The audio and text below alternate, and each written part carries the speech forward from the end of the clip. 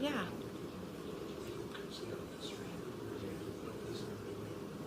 I don't know. I would think he is. I don't know how that works. I guess I can ask.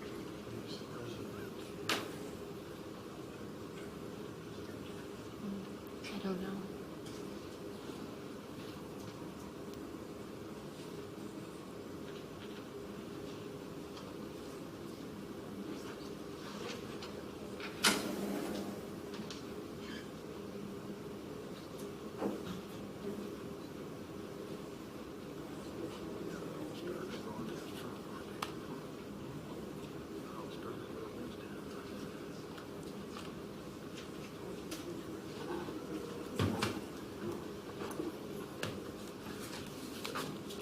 All right, I have 6 o'clock. Is everybody ready? Mr. South, can we begin? Yeah. All right. If you'll join me in the Pledge of Allegiance. I pledge allegiance to the flag of the United States of America and to the republic for which it stands, one nation, under God, indivisible, with liberty and justice for all. All right, so I'm going to call the Manchester Community School Board of Trustees special meeting to order.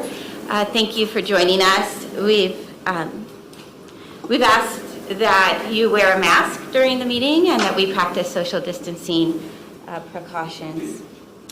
The roll call, Mr. France, I don't know what to do. So I just call everybody and they say, okay. So we're going to go ahead and do the roll call. Mr. Esposette? Here. Mr. Hensley? Here. Mr. Turflinger? Here. Mr. Flack? Here. Mr. Shaw? Here. Mr. Bedke? Here. And I also am here. It's just the board members, right? All right. Emergency deletion and additions. There's been a deletion for a recommendation of approval. Are there any other changes to the agenda? Okay, then we're together for a presentation on the financial state of Manchester Community Schools. Dr. Grimeau and Mr. Markham? Well, I can just start out really quick. My apologies for having to be virtual tonight. I was exposed to COVID and I just would love to be there, but my apologies. I know you're in good hands with Mr. Markham and I will chime in when it's necessary. So at this point, we are going to start the meeting and look at the state of finances for our district. And this will be an annual meeting that we will have each spring. So go ahead, Mr. Markham. I'm going to remove mine just so I can be more clear as I speak here this evening. What I'm going to do is I'm going to share with you kind of where we're at currently with our financials and then what challenges we're going to possibly face here in the near future with that, with everything surrounding different items. And you'll see that here as we go through the presentation. Just wanted to recap with you the DLGF approved budget for the 2019-2020 school year is broken down as follows. The education fund is over $10 million, the operations fund at $3.5 million, the debt service fund at $1.7 million, and the pension debt fund at $105,000, with a total budget of $15,472,214. So that was the approved budget for this school year by the DLGF for Manchester Community Schools. Our current cash balance as of the end of May 2020, you can see in our education fund, we have $1.276683 million in cash balance in our education fund. In our operations fund, we have $248,104. And in our debt service fund, we have $262 or $262,750. And in our rainy day fund, $355,345. I might add for our education fund, well, our cash balance is typically around 1.5. We did have a 3-pay month in May So that did lower our cash balance this month. Hopefully by the end of next month, we'll be closer to that 1.5 cash balance again in our education fund. One thing to note also in our operations and debt service fund, in June is the time that we receive our tax revenues from the state typically that go into these funds and boost our cash balance. There is a lot of unknown what that could look like this month on the revenues from the state since property taxes were pushed back 2 months. And I know some people paid on time, some people had to defer that because of the situation. So we're kind of unknown on what those revenues could look like for those two funds right now. Our average monthly expenditures currently, January through May, the first 5 months of 2020, if you combine our education operations, debt, and pension funds, we expend on average $1.2 million each month for the first 5 months of this year. So as you can see, we are expending 1.2. Our cash balance, at least in the education fund, is pretty much equal to that. But again, that's combining those 4 budget lines. Okay, what are some potential financial shortfalls? One area that we were able to trace and track pretty regularly is enrollment. Enrollment numbers over the past 2 years have experienced a decline for MCS, and I'll get into a little more detail on those on the next few slides coming up. COVID-19 impacts. There's uncertainty on the number of students who will return to traditional school setting. We know there's a lot of unknowns with this, and what's the reopening of school going to look like, and all of those things that we don't have answers to yet.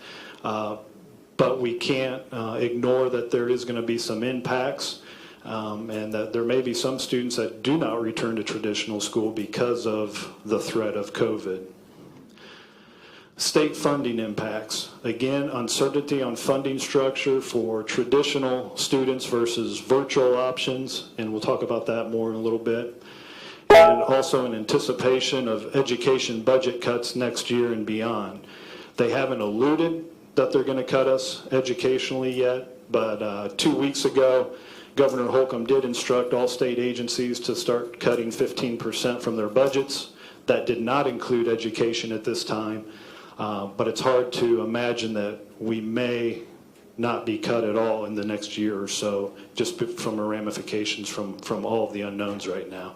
I do know the month of April, the state of Indiana was short about $1 billion in revenue. I don't know what their May numbers are yet. I don't think they've released those yet. So again, just trying to gather as much information as we can to make informed decisions. And enrollment decline. And this slide will just show you basically enrollment from 2013 to what we project it to be this next coming fall. So 2013, we were at 1622, and then you can see 14, 15, 16, 17, 18, fairly consistent there. So you go from September of 18, from 1572 to 2019, 1525. Then the state reactivated the law that whatever your spring enrollment was is now part of how they fund you. So if your enrollment in the spring is less than it was in the fall, they deduct monies from you, which happened to us this spring. If your enrollment in the spring is higher, then they add monies to you. One thing to note is the K column is kindergartners for that year, and the grad column is the graduating class for that year. So you can see in 13 and 14, we had very large kindergarten classes and smaller graduating classes. Then in 2015, that all started to flip, and our kindergarten classes were smaller than our graduating classes. So that's part of the reason there's a gap in our enrollment, is we're just not able to replace our graduating classes with the same number of kindergartners. Now obviously we get transfers in and out as well, and that helps buffer that. But it does give you a sign there that over the last 6 years, our graduating classes have been bigger than our kindergarten classes. In the spring of 2020, every year we have to give the DOE an approximate number of our enrollment. And this year we submitted the number of 1459. So that's about 30 students less than what we had in our spring count date. And again, that's just taking the graduating senior class of 126 graduates from this 2020 class.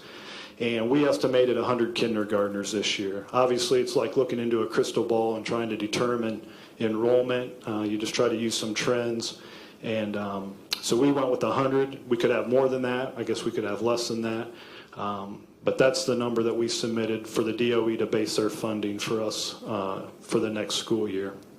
One thing I might add is, I think it was in 16-17, McKibben did a study on Wabash County schools and enrollment decline, and it's no secret we knew enrollment was probably going to decline based on those numbers that were given to all the Wabash County schools.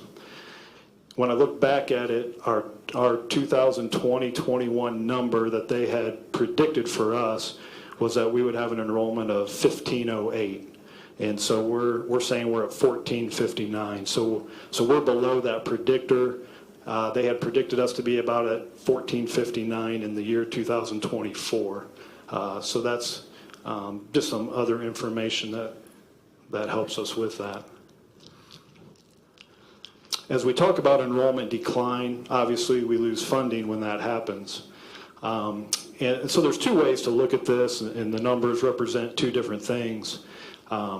If you take the September count date of 2018 to September 2020, that's a loss of 113 students, which represents a loss of funding of $683,311. Now that's using our tuition support dollars that we're currently receiving right now, just based on today's numbers. If you just take it from 1 year, from last September to this next September, if that 1459 number comes true, and that's the number of students we have, that would be a loss of 66 students from the September count to the fall 20 count, and that equals $399,099 in lost revenue. As the COVID kind of became more in our face, and once we realized that we were not going to be in school and they were going to shut us down for the remainder of the year, we started to hear different people talk about scenarios of education. What's it going to look like when we come back in the fall, if we're able to come back in the fall? And so we sat and said, let's send a survey to our parents and try to get an idea what they're thinking at that time. And we know that this is an ever-changing thing, but we wanted to get an idea what our parents were thinking. If school started in the fall, what would you want your student to do? So we said if MCS was able to offer 3 different platforms for instruction, online, an on-site option, and a hybrid, which we called online/on-site. And again, what would be your preference as of the day the survey was sent out? And obviously it didn't obligate them to anything. Again, it was just trying to help us plan and see where we may end up. The results of that survey essentially showed that 60% of our parents that responded said that they want their student to return to school as normal, traditional school. That was what they were looking for to have happen this coming fall. Then we had a group of about 21% that said they would be interested in a hybrid online on-site, which would be a combination of the student being able to take classes online through MCS, and then come into the school maybe for special classes or labs, still be involved in extracurricular activities and those type of things. And then we had about 16% said that they were interested in strictly online, no school, traditional school like we're used to, strictly online if MCS offered that option, not like e-learning like we currently do on a snow day and how we had to finish the school year, but more in depth and more detailed and more involved in a class setting just online. And then another question was, my children will not be returning. That was about 4%. And then we also found that probably half of those that indicated that were current seniors that were graduating and would not be returning, and the parent indicated that. So the survey also allowed for comments, for parents to make comments, and many did. And so the potential funding impact based on the survey, and again, this is just numbers for our information to help plan. Could these numbers change? Most definitely. We're trying to look at the worst case scenarios on the impact this could have on MCS. So if we take a look at just what the survey showed us about a month ago, 60% of our students would return. That's about 876 students of that 1459.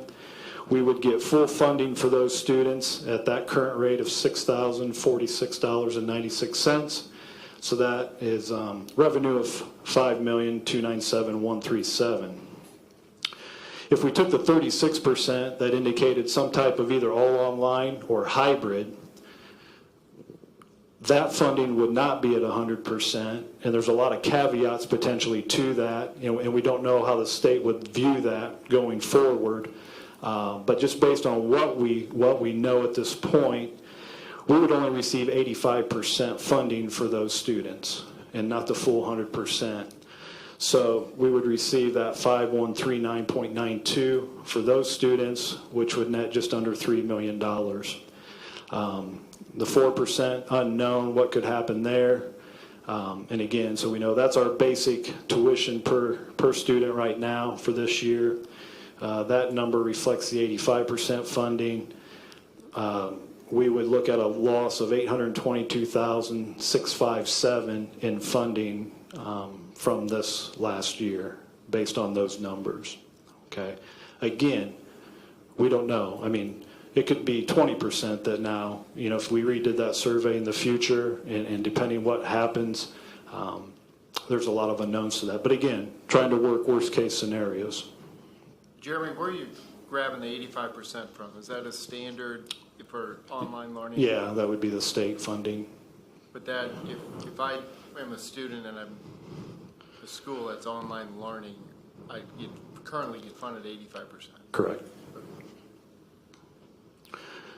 So the total funding impact, and again, we've got this broken down two different ways. If you remember, our enrollment loss from September of 19 to 20 would be that negative 399. If you took the previous 2 years and combined it, it's 683. If you add that to the potential funding gap of 822, if the state doesn't change anything with that 85% and how that looks, we'd be looking at a potential loss of 1.2 million or 1.5 million if you look at the 2-year gap there. This chart just illustrates revenues in the green, okay, and expenditures in the yellow, and you can see that we've expended more than we received in 2019. We had a period there in 18 where we had more revenue than expenses, but most of the time, we were pretty equal, right on expending what we were bringing in. Jeremy, in that case, when we exceed when we overspend, how is that covered? In a multitude of ways. I mean, you could do additional appropriations and try to get additional monies from the state to cover those if you needed to. We may have had the cash reserve to cover it at that time, in that case, which we did. So,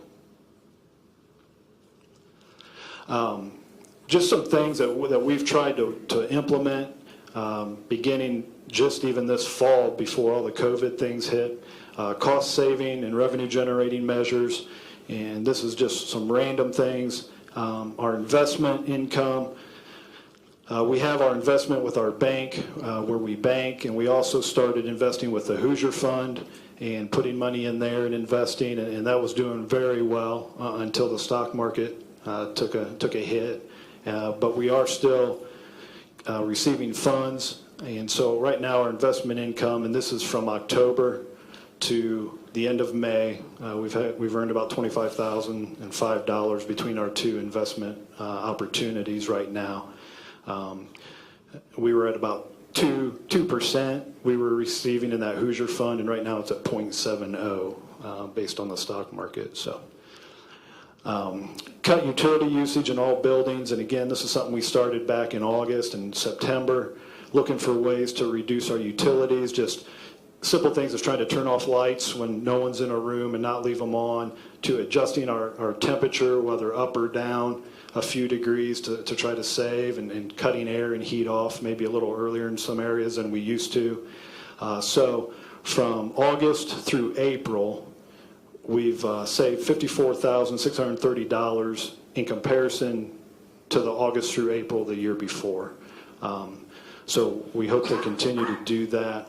Now note, this would be about 6 weeks worth of savings once the state shut us down in mid-March through April, and we don't have May's numbers yet on what we've saved the month of May. So that number would be a little bit higher once we add May to it. We've been working on a potential cell tower here on our campus that would net us about $14,400 a year, which doesn't seem like a lot, but every little bit helps. You know, you add that over 5 years, that's $72,000, and there's an escalator after 5 years where that rate goes up. So that's something that we're still working on and seeing if we can make that happen, but that's a potential revenue source for us. Insurance is something that I've been quoting out. This is our commercial and liability insurance, and just actually got the numbers yesterday. Our current commercial and liability insurance that we use would go up $20,000 from what we paid last year. We would see a rate increase of $20,000. We quoted out two others, actually three others. One other insurance company did not finish the quote because they knew they probably couldn't beat one of the other quotes. Another quote came in just about $5,000 less than our current vendor that we use. And then there was another vendor that came in $43,000 less than what we would spend next year. So that's on the agenda for the board meeting next week, for the board to consider changing our insurance carrier for commercial and liability. But if we do that, we can save $43,000 just in that alone. And then we have some savings in salaries, not hiring some current open positions. And some of the positions that we did hire, those positions are coming in at a lower salary than the person that's leaving that position. So we have gained some savings there. Some other areas, transportation fuel, again, about a 6-week savings of $9,000. That will go up when we calculate what May would look like, just in bus fuel right there. Copying costs through April, we saved $12,000 in not using copy machines in any of our buildings for 6 weeks. I guess e-learning's not all bad sometimes. Lawn care, we can save some money there if we eliminate a service. Summer painting, something that we've typically done every year, we've outsourced that. We can save around $16,000 by not doing that and do some of those in-house. Substitute teachers, we saved about $12,000 since the shutdown, not having to utilize substitute teachers through the end of the school year. Teacher sick bonus, again, this is a potential savings for various reasons.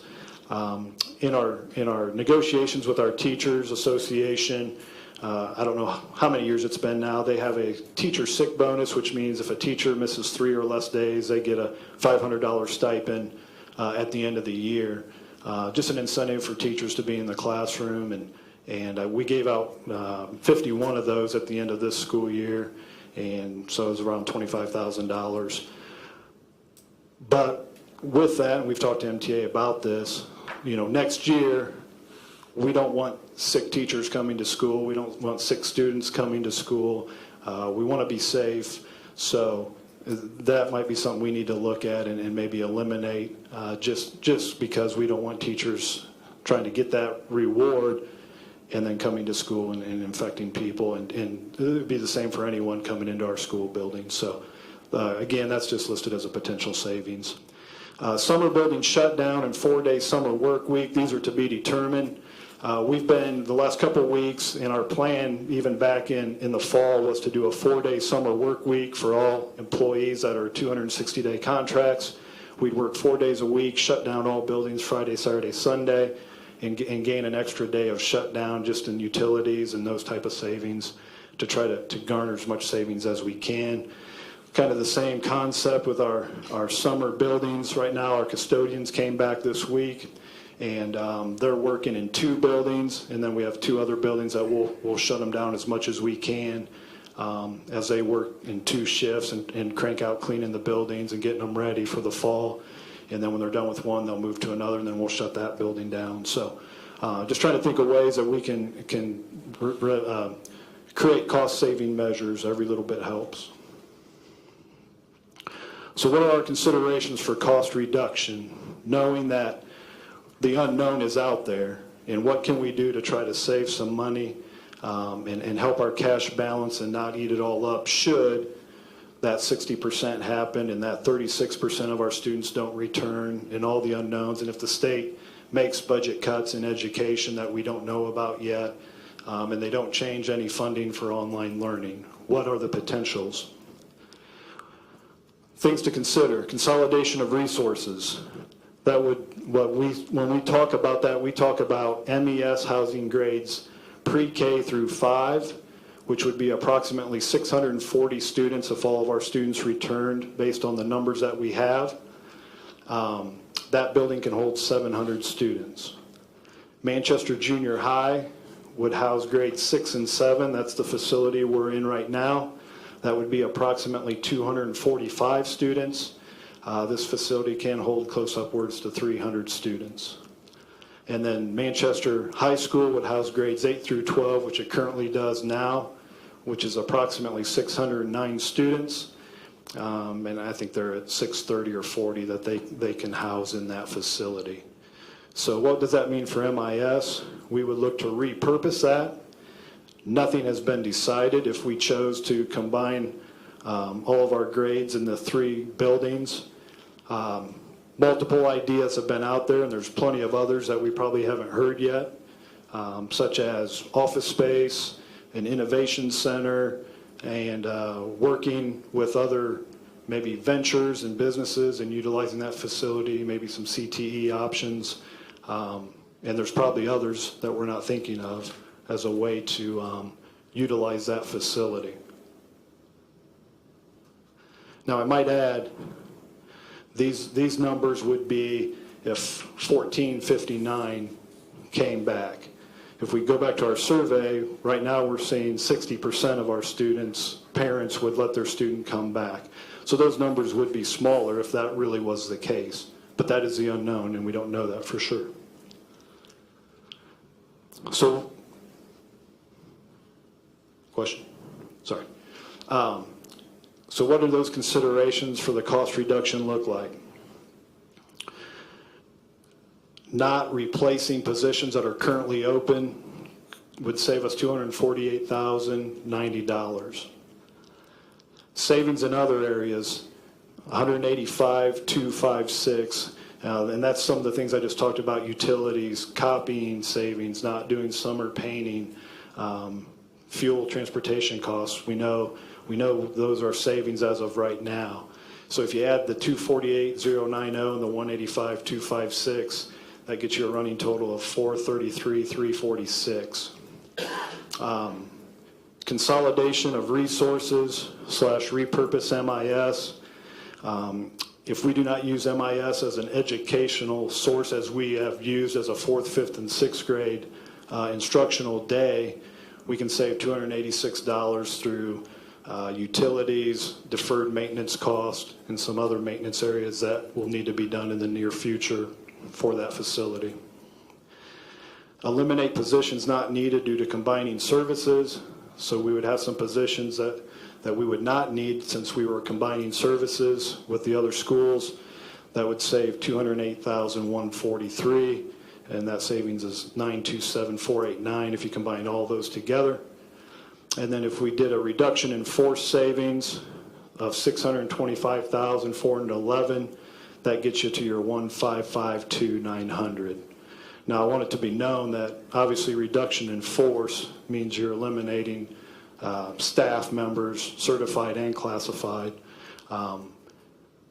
But we also know that there may be a need to call those people back depending on how enrollment goes and what that would look like.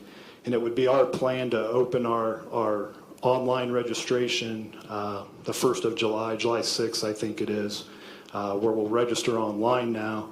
And those options will be there for us to get a better idea who's enrolling, what are they looking for, is it traditional school, is it online, is it a hybrid that we talked about earlier.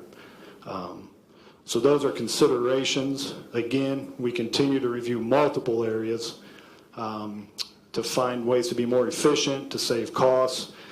We value input from everyone on that because it is important and it affects a lot of different people. And we want to be fiscally responsible with it, and that's why we're here tonight to consider these things. So don't hesitate to contact myself, superintendent, any board member with any ideas that you may have that maybe we haven't thought of. So thanks.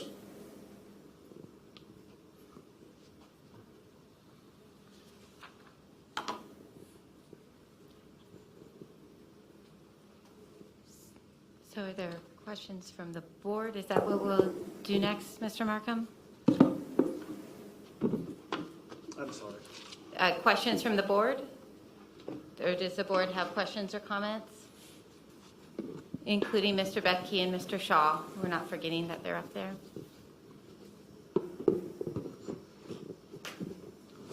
I've got a question, Jeremy. I'll ask.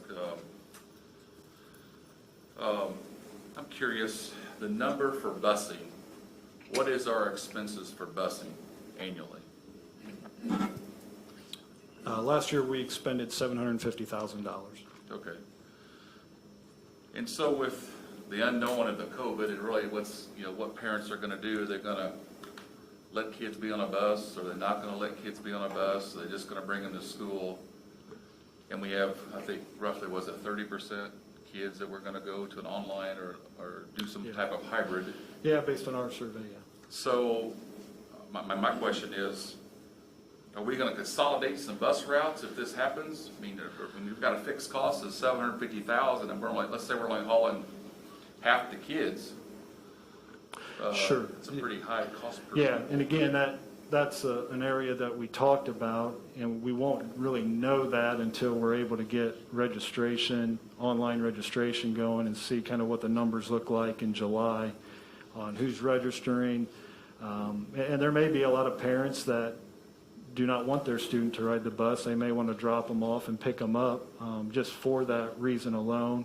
And that's just the unknown right now, and is something that definitely is part of the whole package. When you look at it, are some areas where maybe we would have to reduce some routes and take a look at that should the need not be as great as it was.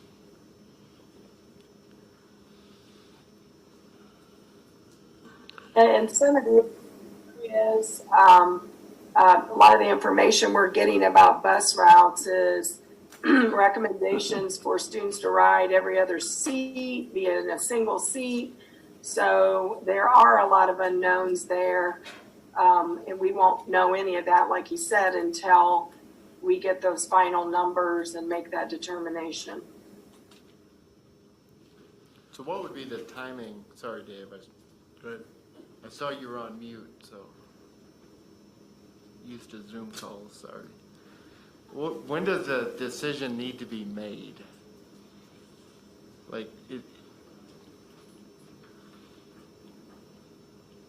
Well, we have to give out RIF notices by the end of June. So we really need to make that decision at the next board meeting if we're going to move forward with this plan, or if we have other ideas that will help us save money. Out of respect for our teachers, or any staff members that may be RIF'd, we want to make sure we do this as soon as possible if this is the direction we want to go. And just let me add that this isn't easy for anybody. We really value our people. We want them to be there. They're part of our family. But we also know we have to be fiscally responsible. So just trying to find that right balance of what we can do to live within our means and continue to function in a financially responsible way. Jeremy or Dr. Grimeau, we keep talking about the unknowns. Is there a particular reason we're waiting till July to start online registration? I mean, if that's what this whole thing hinges on is our numbers, why don't we have it up right now? Well, actually, they're still working on that. Since it was new, we don't have it completely together. We also have to add the additional option.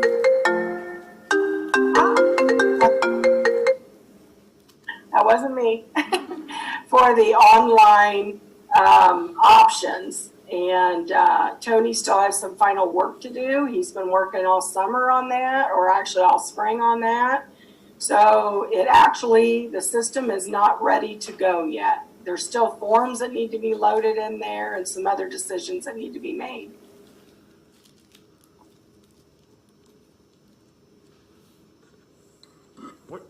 What does this look like at MES? I mean, so we add 2 classes potentially to MES, and what does that do to our students, staff out there? Is there what are the drawbacks, I guess, for that? Sure. I guess I can't necessarily speak to all of those. I'm not in that building every day. I do know the capacity is 700 students, and we've been well below that number in that facility. And I know at one time 4th grade was in that facility as well, and I think that was about 10 years ago or so. Some of that started to change when the recession hit and stuff. So I think that Mrs. Kors feels that it is very doable to have both grades in that facility, and that we'll be able to function and educate the way we need to, and still be well under our capacity that building can hold. So does that impact pre-K? No, pre-K could still be there. Any growth there? Because I mean, if you look at, some of these metrics like the index, when it inversed in 2005, when we're bringing kids and stuff, those are the type of things we need to, that would be on a dashboard or a scorecard with an industry where you're looking at those things, and then you have immediate action plan. What are we going to do about that? So hopefully that doesn't. I think that's a real good thing that we're getting those kids in. We're feeding the pipeline basically. So that was a little concern with MES on that as far as the pre-K. I think some of this, the public has to understand, even the reduction in force, I mean, this is anticipated, and some of the numbers are coming out even larger than that, 30-40% reductions. But, I gotta say, I know 54 years in America, we've got kind of real selective memory and short-term memory, and what I see in public right now, Pete, this virus thing is just it's a hard thing to understand if it's gonna, if we're gonna have that 2nd or 3rd wave or whatever is gonna go. So a lot of this is anticipation, and I will say, I'm with Teresa, working in industry, the last thing you ever want to do when you're part of leadership is to lay off value adders, and teachers are our value adders, the administrators, as well. And I mean, it isn't fun, but we, at the same time, we have to be, financially responsible. And I would like to investigate, and especially the business community that we have here, kind of pushing for a formal continuous improvement plan like we do in other industries, and using some of those tools. So, and I'm not going to let off on that, So just to let all of you know that, we use things in industry. We're looking to partner with like Zimmer, Rick Serino. He's heavy. Some of our industry partners in our communities and beyond are heavy into this. And that's not a knock on what anyone's doing, so I don't want you to take it like that. But, there's some formal, it is beside me that sometimes education seems to be the last one to want to learn something new, So I think part of the legislative deal is, who knows if the treasury is gonna get dipped in blood and put in water again, but if they do, I would expect some of that money to come to the state, and I would expect some of that state money to help us recover these losses, just like they've been doing, in stimulus plans. So my word to that would be, you better figure out education is economic development, and without it, we're kind of sunk. And the online thing, I teach online classes and I teach live, and it's not apples to apples. And my comment to that is, if we're doing that, it's going to be professional and it's going to be effective, and things like that. So I just wanted to tell the public that. But at a point, we're talking about younger people here, and those younger people have to develop socially. And so it's bad enough kind of what's going on in isolation, behind computers and cell phones and stuff like that. So I'm, looking to the creator or whoever you want to say, right? Hopefully this stuff goes away and we don't have to deal with any of this. But I think, Dr. Gameau and the group have looked at, are looking at ways, and I like what Jeremy said, if anybody's got any ideas, that's what we really need to tap into.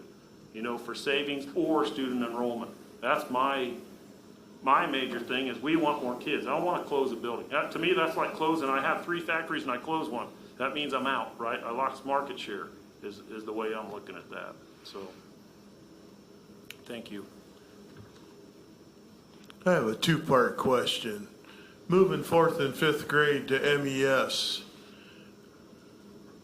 Title I money, will it increase?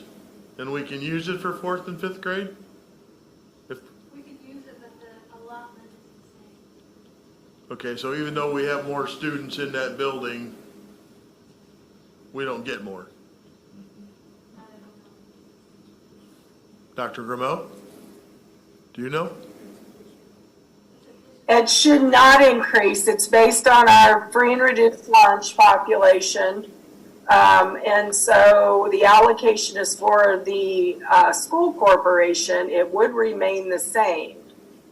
So that would not increase our funds. What we do with that money given to us is up to us. We can share it between all of our buildings, 2 buildings, 1 building. In the past, it has only been for MES. So mainly because that's where your foundational skills are built, and we know if they aren't successful there, the odds of them to continue to be successful are not high. So typically that's what a lot of people do, is put those Title I funds in their elementary schools.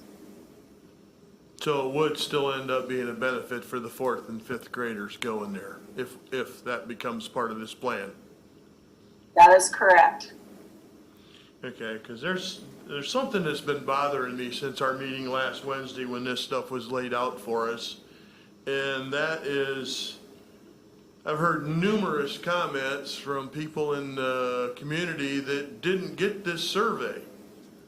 And now we just found out, and I'm not being critical, we just found out that online registration isn't ready to go.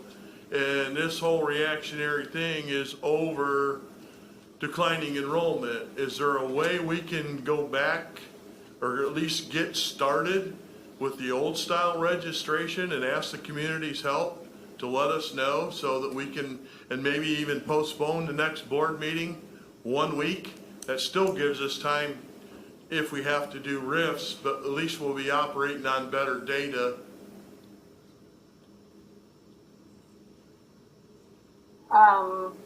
I don't know, Mr. Self, he was there and he's the one that sent that out, so, is he there anywhere? I'm here, we sent it to all families. We sent it to all families that it went out. Was it mailed or emailed? I mean, It was sent through Parent Square, so it was our distribution system. It was also sent out, I believe, in emails to the students as well. okay, so what's the possibility of doing a regular enrollment before the 1st of July, so we got some good hard numbers to make this decision with, since online isn't ready to go? I don't think that you'll still get the real numbers that you need doing it in June or, I mean, you're going to get some, but I think some of it obviously is the unknown and what's the governor going to say about reopening of school. And a lot of people are going to wait and base some decisions on that. Again, that doesn't help us in this situation and the timing, and none of it helps because you have to make some decisions based on the unknowns, unfortunately. Just like I don't know if the state's going to have budget cuts by next year when it comes time to do budgets. And so all of that is the unknown, and they could spring it on us after our budget's approved for next year and say you're going to have to reduce this amount like they did back in 2009 and 2010. So again, a lot of that is out of our control. But yeah, we'll work to get online registration going as soon as we can.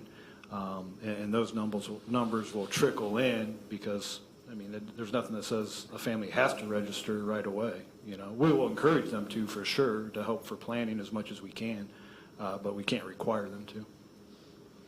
So what does the rest of the board think about pushing our next board meeting back a week?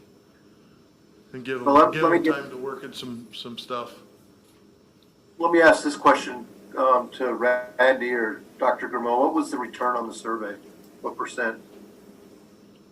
Almost 50% of our students. It was like, the last time I counted, it was like 714 students. So it's almost 50%, which is actually a very good return on a survey.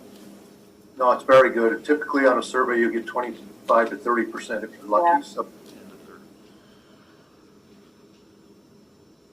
I don't know if it directionally would change. I don't know. So just to be clear, just because we open the registration, I mean, a lot of people, you don't have to register until the last minute, right?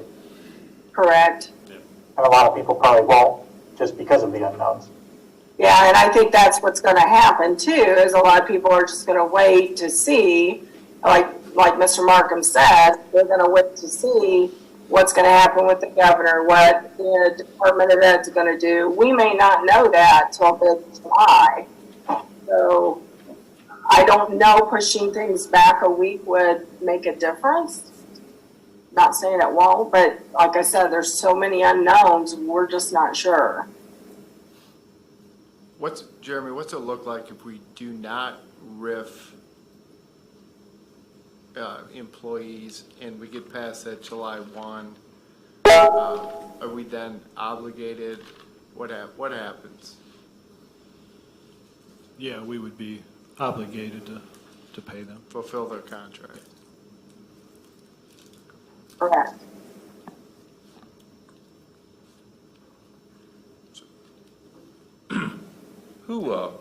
So since we're talking about this on the online school, I just have a few questions.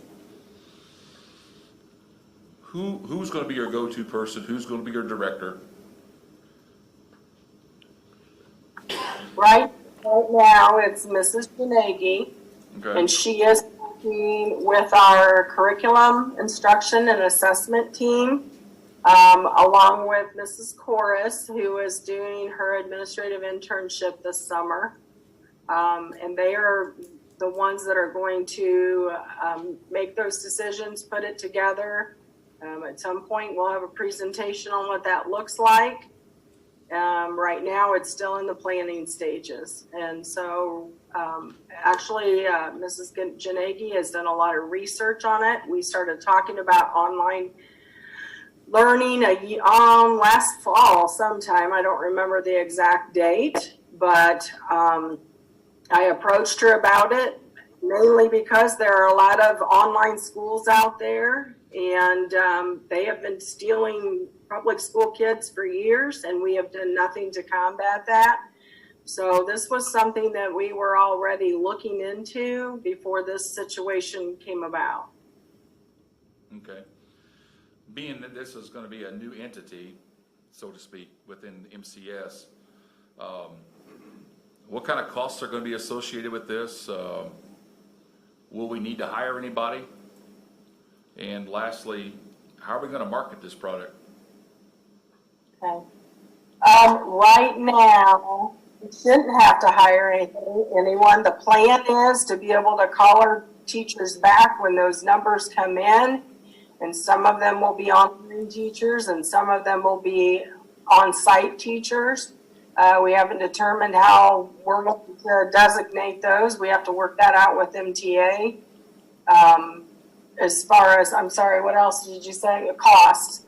The cost shouldn't be any more than what it is right now because everyone already has a device. The only cost that would probably come into play is if we pull in students outside of MCS and we're having to buy additional Chromebooks. But in the long run, they'd be paid for by themselves, just because of getting the additional students.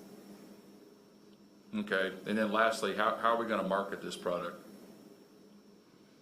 Well, hopefully, we do a marketing piece typically every summer and send some flyers out that way. So we were talking about just replacing that and kind of doing it in a different way and sending it out that way first. And mainly just to people in our area because we want to get it right.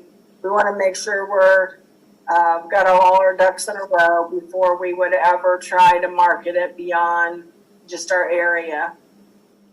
Okay. If Steve and Lisa from Noblesville, Indiana call Manchester Community Schools to talk about their online school, who do we talk to? How's that going to be? How's that going to be addressed? Well, right now it's going to be Sue, but certainly they're going to make some of those decisions within this committee. Right now they're drowning in grants and trying to do that because the Department of Education has changed their system and we're all trying to flounder our way through that. So we will be hitting that really hard coming up here. Okay. We don't have all the answers to that. And not to be critical, but we've got a lot to get done before school to make this happen. I agree. And you feel confident that we can do this and do it correctly.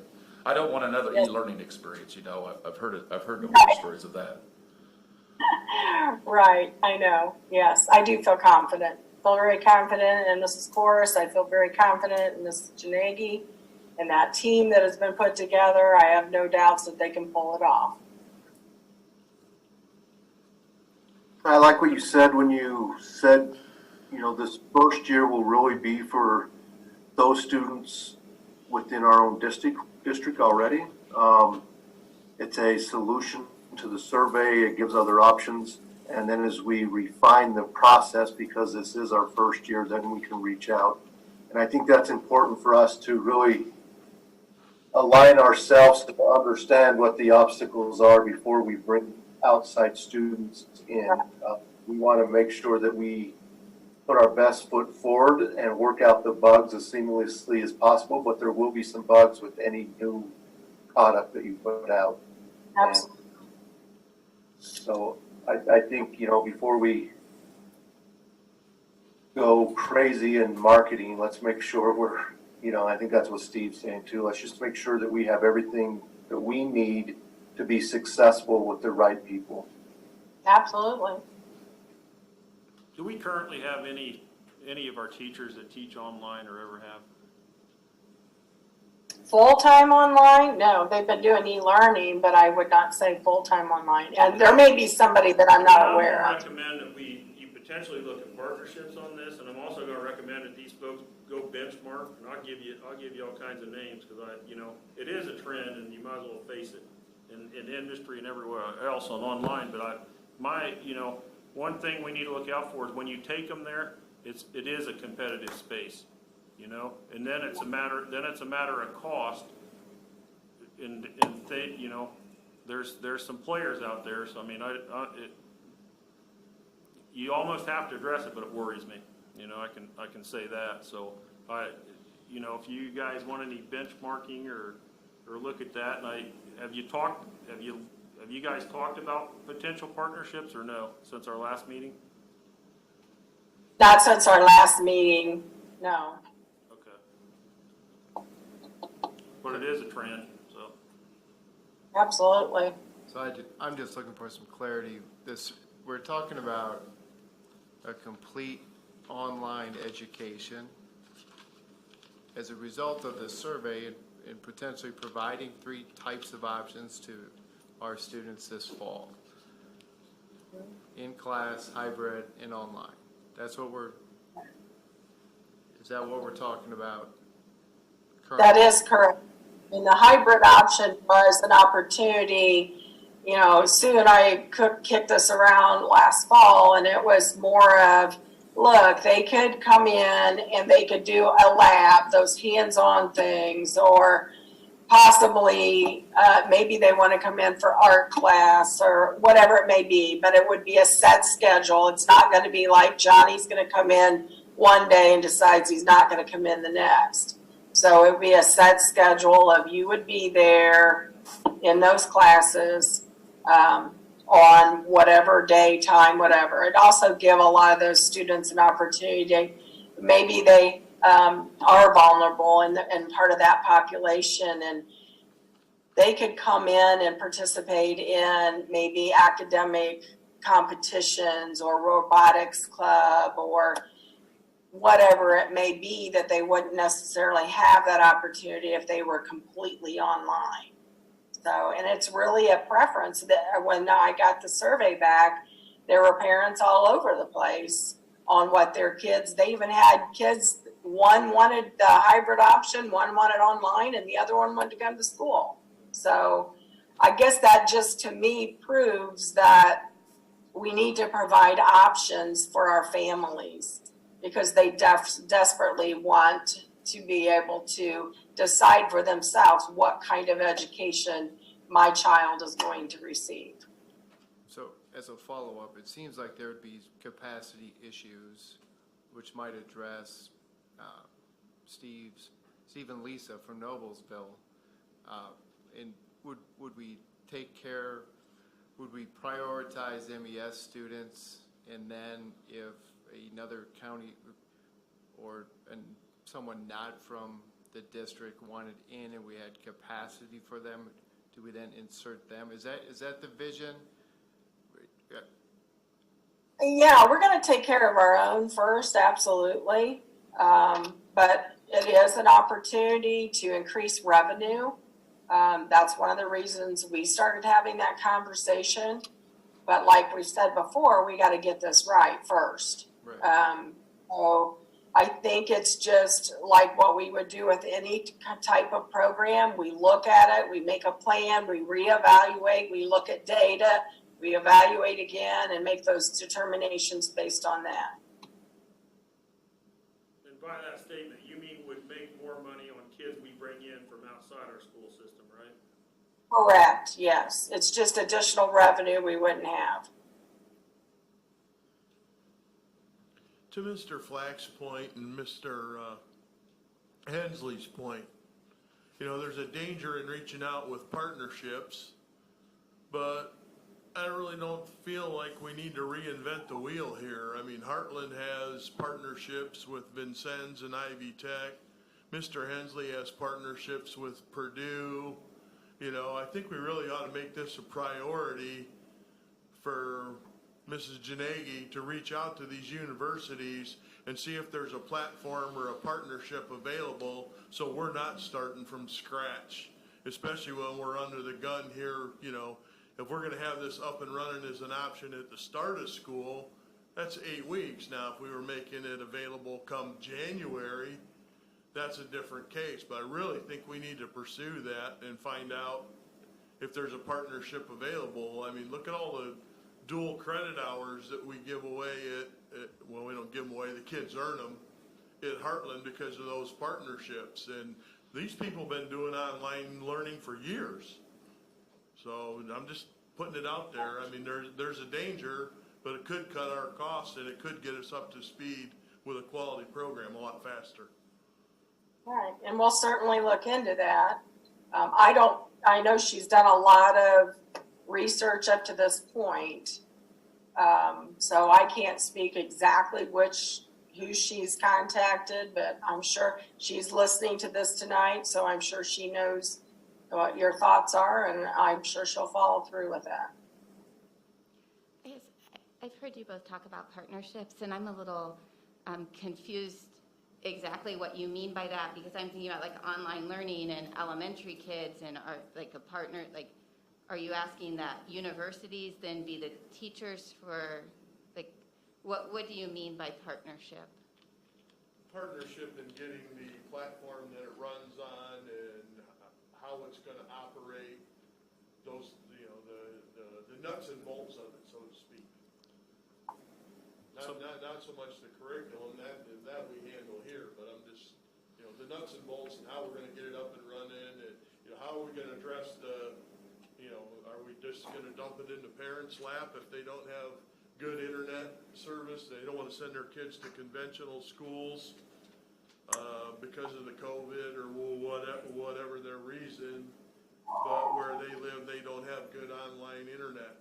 So, you know, I mean, there's a lot of pieces here that we haven't answered yet, and I'm not quite sure we're gonna be ready in 8 weeks, but we'll see. So a lot of these classes have the courses are preloaded, and they're, you know, we're using learning management systems like Blackboard, and I mean, there's a bunch of them out there. Those are some of my concerns. To Steve, you know, that's Steve and I's conversation the other day, there's expenses to this, right, that we're, you know, we just don't know, you know, so if they, So I guess that's my question. what should happen is, you know, I want communicated to on online where you're at, what are you looking at, you know, and maybe that's not my business. But the other thing on this is it deeply concerns me that some of the kids are going to take an easy route, or they think online's an easy route and it's no easy route. So we better have some type of criteria for these kids entering your program, because if that's the case, then we're going to end up with a program with a horrible failure rate. How will that affect us? And I'm not against online, don't take me wrong, but I'm firing some shots over the bow here that we better be thinking about these things before we're stepping in here. So maybe that's just my limited perspective. I assumed we'd be using the LMS, the learning management system that's already in play. Is that not the plan for the online school? Are you looking at an entirely different learning management system? At this point, we're considering Google as our platform. We do provide Apex for our credit recovery. So, I mean, we're looking at everything. So to really say and narrow down exactly what we're going to do, I don't want to make that determination. I think the committee needs to do that. And they're not ready at this point to really disclose any of that information. They got a lot of information gathered. So and when they you got a lot of say work. partnership, you're talking about people who can do the back end of setting up. or someone that can work with our teachers. You know, you're talking 8 weeks here, right? Or am I off on my math? So if we've got no instructors that ever taught online, there's a learning curve. You guys make sure you're talking into the mics. They're having trouble. I'm having trouble getting online. Thank you. So that's just the comment. Or maybe even benchmarking. I'll get, you know, I think Sue's quarantine or something, but I talked to Dr. Grimeau about maybe talking to that group and just throwing on a couple systems that they could look at maybe or something like that. But not to get involved, but this is kind of a serious step to me, so I'm just asking the questions I want to know, so. I guess one thing I'm curious is, and there's a lot of teachers here, does our staff feel comfortable with this approach? And do they feel capable to teach in this environment? Or do they feel like they need training? Have we surveyed our staff to see where they're at in terms of their abilities to teach online? I mean, this is a lot different, correct me if I'm wrong though, but this is a lot different than e-learning. That's correct. E-learning is more of like an emergency teaching where your virtual options are going to be more of a robust program like you would have in the classroom, but online. And some of our teachers did an amazing job with that and actually went to that next level and did that. So do we have every teacher that's ready for that? No. But are some? Absolutely. Have we surveyed them yet? No, we're just in the planning stages to even figure out who would be willing to do that. But let's face it, the reality is if 36% of our population wants online learning, somehow we need to be able to provide that. And will we allow for training? Absolutely, we have to do that. So, like I said, we don't have all the answers, but absolutely we need to train them. And I don't know what to say. If we want to be able to continue to keep our employees, we've got to evolve. And this might be that one area that we just have to look at things a little bit differently. Okay, and I understand that. I just want to get them trained and have them feel comfortable on that platform. I mean, that's going to be a part of our success is their Right. comfort level of doing this. Absolutely. I too support online learning, but I just question whether, do our administrators have the experience to administrate over online when we have teachers that haven't been trained in online learning? And I guess the biggest thing for me is, why the rush? Why do we have to have this ready when school starts? Why can't this be something that we move to come January 1? And you know, if we're gonna do this, let's do it right. You know, I mean, And that actually was our plan when we first started talking about this.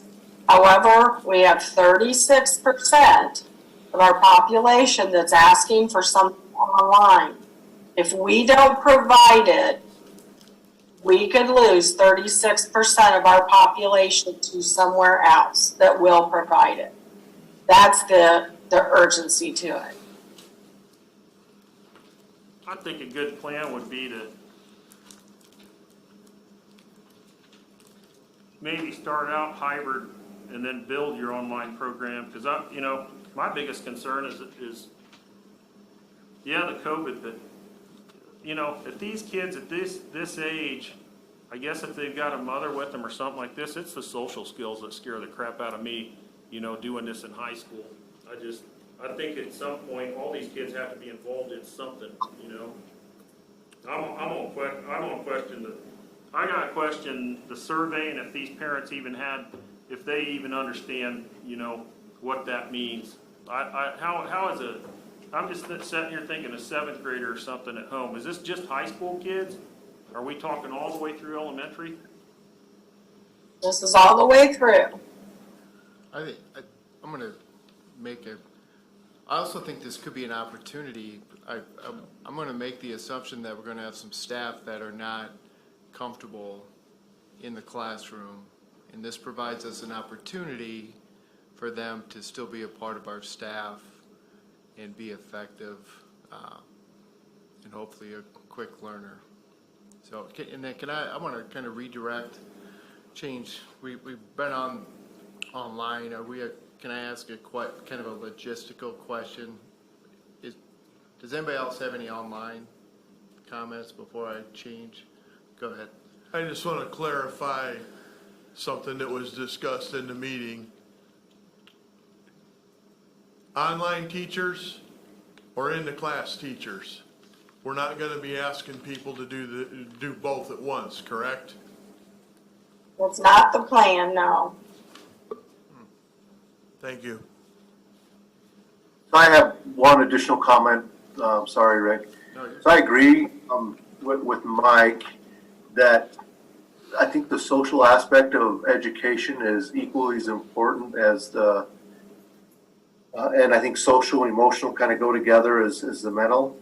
But I can't make that choice for every parent. And if the parents are more comfortable with online, then that's going to be on them to make it work. I also fear, like Mike said, that there will be some that don't. And what happens to that kid? And again, the foundation of any education is the family and the home.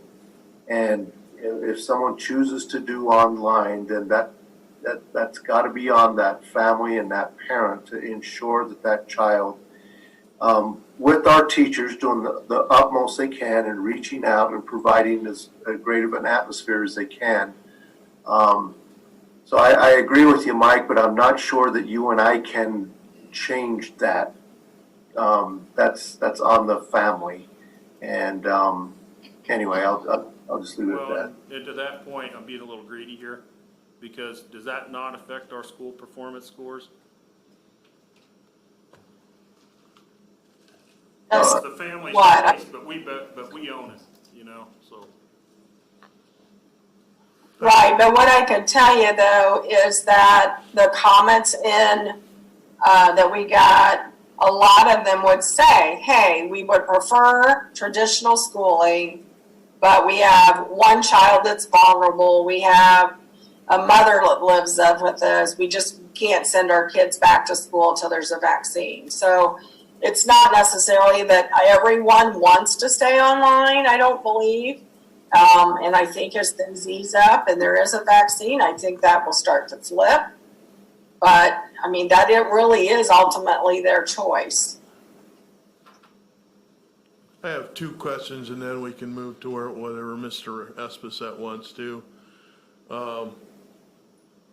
If we didn't have online ready to go and up and running, why was it included in the survey?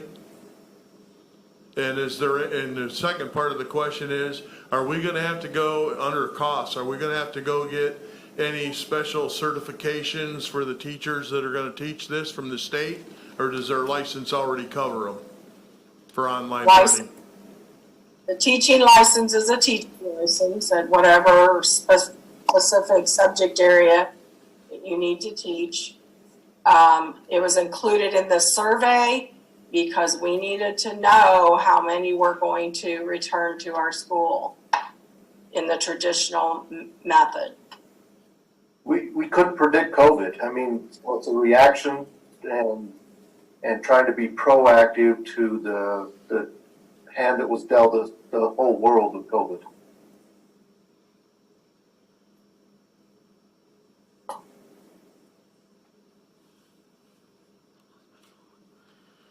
You good? Couple kind of in the weeds, and maybe you've thought about it. Well, hopefully you've thought about it at least a little bit, but just kind of like I'm trying to imagine. I've had kids at MES for quite a while. Putting 2 more groups in there. I think about lunch. I think about specials. Has there been any work done? I don't want to put Amy on the spot, but has there been any like rough drafts of, hey, this is, these are the classrooms they're in, this is how it's going to work, this is how we're going to feed them? Understanding that beyond COVID, I can imagine students eating in the classroom next year, but let's say typical classroom, typical year, if that is ever possible again. And then on the other question, I think that might be a concern, will the 6th graders in this building be walking to the high school to eat lunch? Just a couple things to think about. If you have answers, great. If not, it'd be good to have some of that information. Thank you. I know that we started some committee work on what re-entry could look like in the fall, given guidelines that the governor may give us in the next few weeks. Trying to draft our own ideas, what maybe that could look like, and then try to adapt as we get more information. Initially, I know Becky Landis, and I can't speak for her, but she's put a lot of work into thinking about ways to make this work depending on what the guidelines may look like. A lot of what she is hearing is no meals in the cafeteria potentially, maybe eating in the classroom setting. I'm going to pause you just for a second. Let's imagine there's no COVID. Yep. Has that discussion occurred yet? And how do we handle that? I think you're going to a lunch question. Right. Yeah. So can we accommodate students at MES? Yes. For lunch, if we're normal, functioning as normal. And would 6th grade students go over to the high school? Our plan would be no to bring meals from the high school to the junior high for our 6th and 7th graders. That would be our initial plan as of right now. Yeah. Would there be a way to kind of map that out to how? It's called a capacity demand plan, and What? if you just take, if we took the layouts that were done by the architect, and in each room you put what you're gonna use that room for and the number of students, I think I talked about this about 6 months ago, you know, that you can look at the shift and the migration of how you do that. It's called flexing. Your demand goes here, I'd flex here. My demand goes up here, I'd flex those rooms there. So I think you can do it pictorially off the, you know, off some of the diagrams that they created. It's just, it's a little bit of a concern. You know, when I've eaten lunch at MES, half the cafeteria is open, so is it just as simple as doubling up the number of students that eat at one time, or do they get same access to PE, to art, to music, Right. That would be the plan. same access?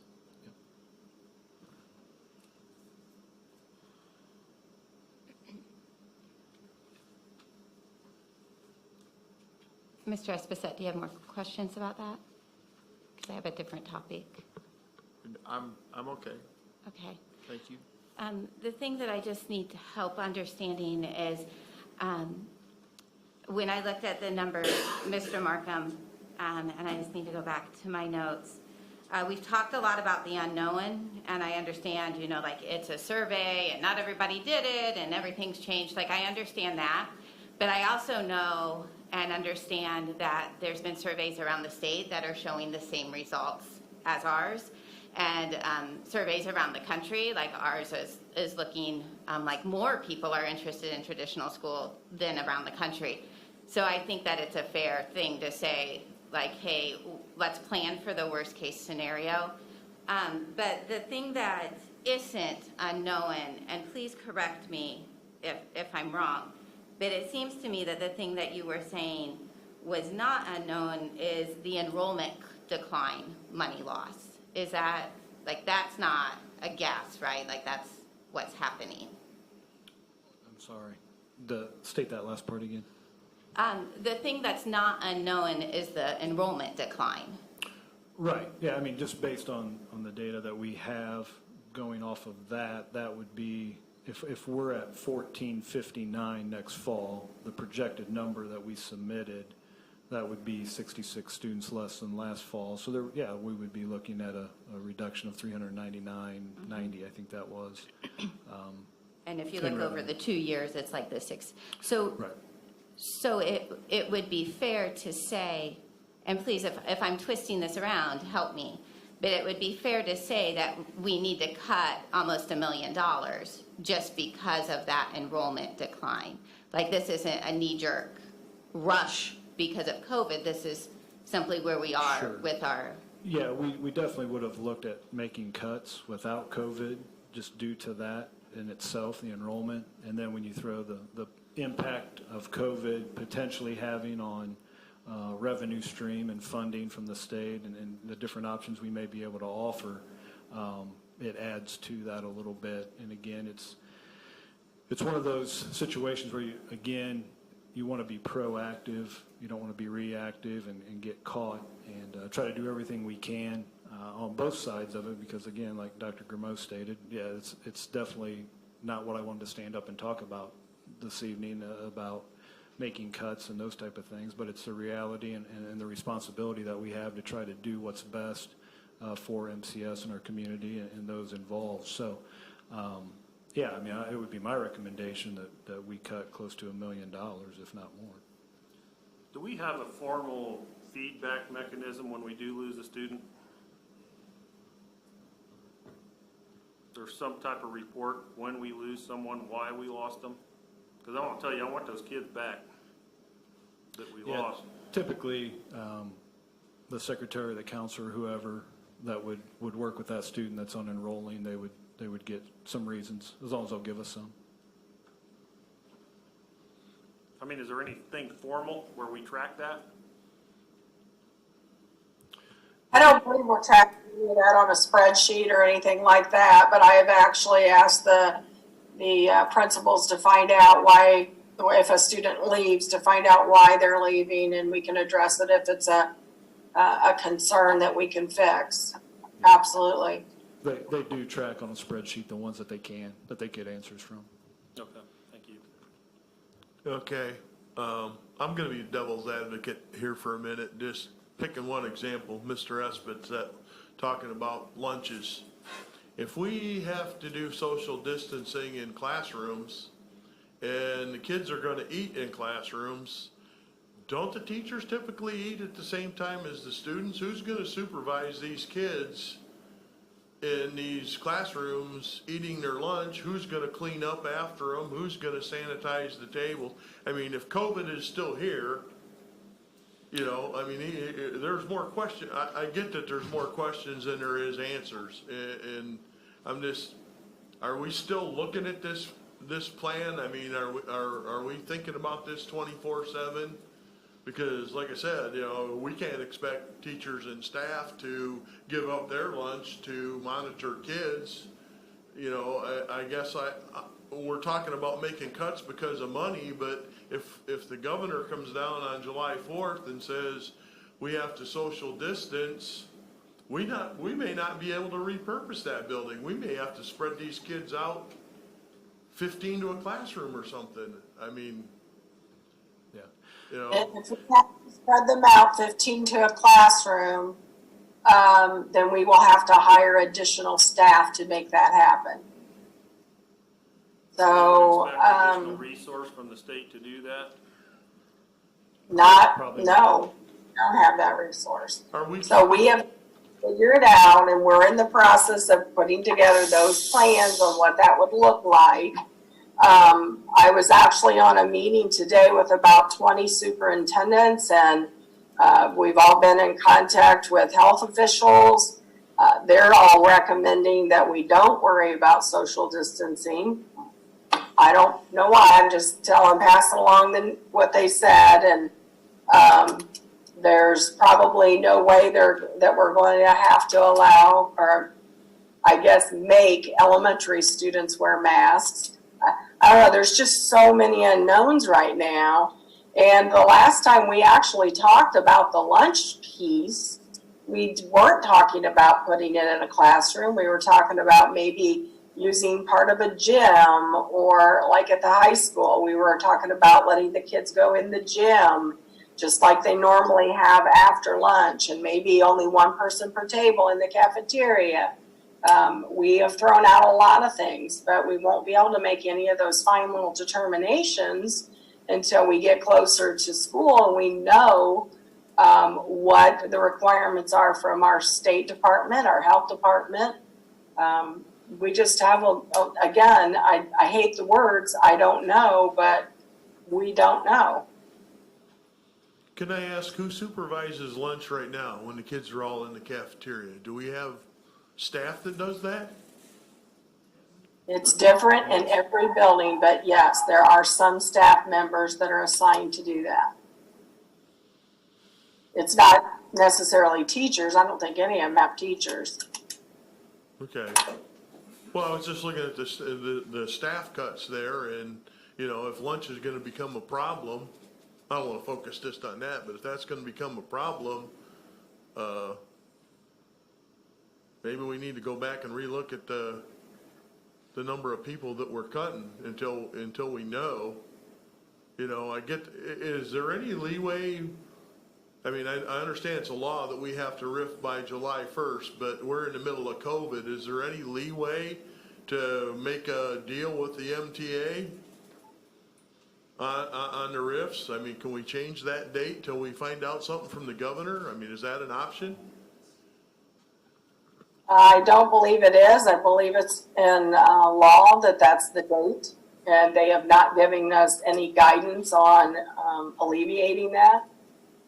Well, plus you And I would, as a teacher, I mean, I've been RIFed twice in my career, and I wouldn't want to, as a teacher, wait till August 1 for you to give me a RIF notice, and then I got to go figure out where I'm going to work. I mean, the sooner that happens, the better, and that's why it's between May 1 and July 1.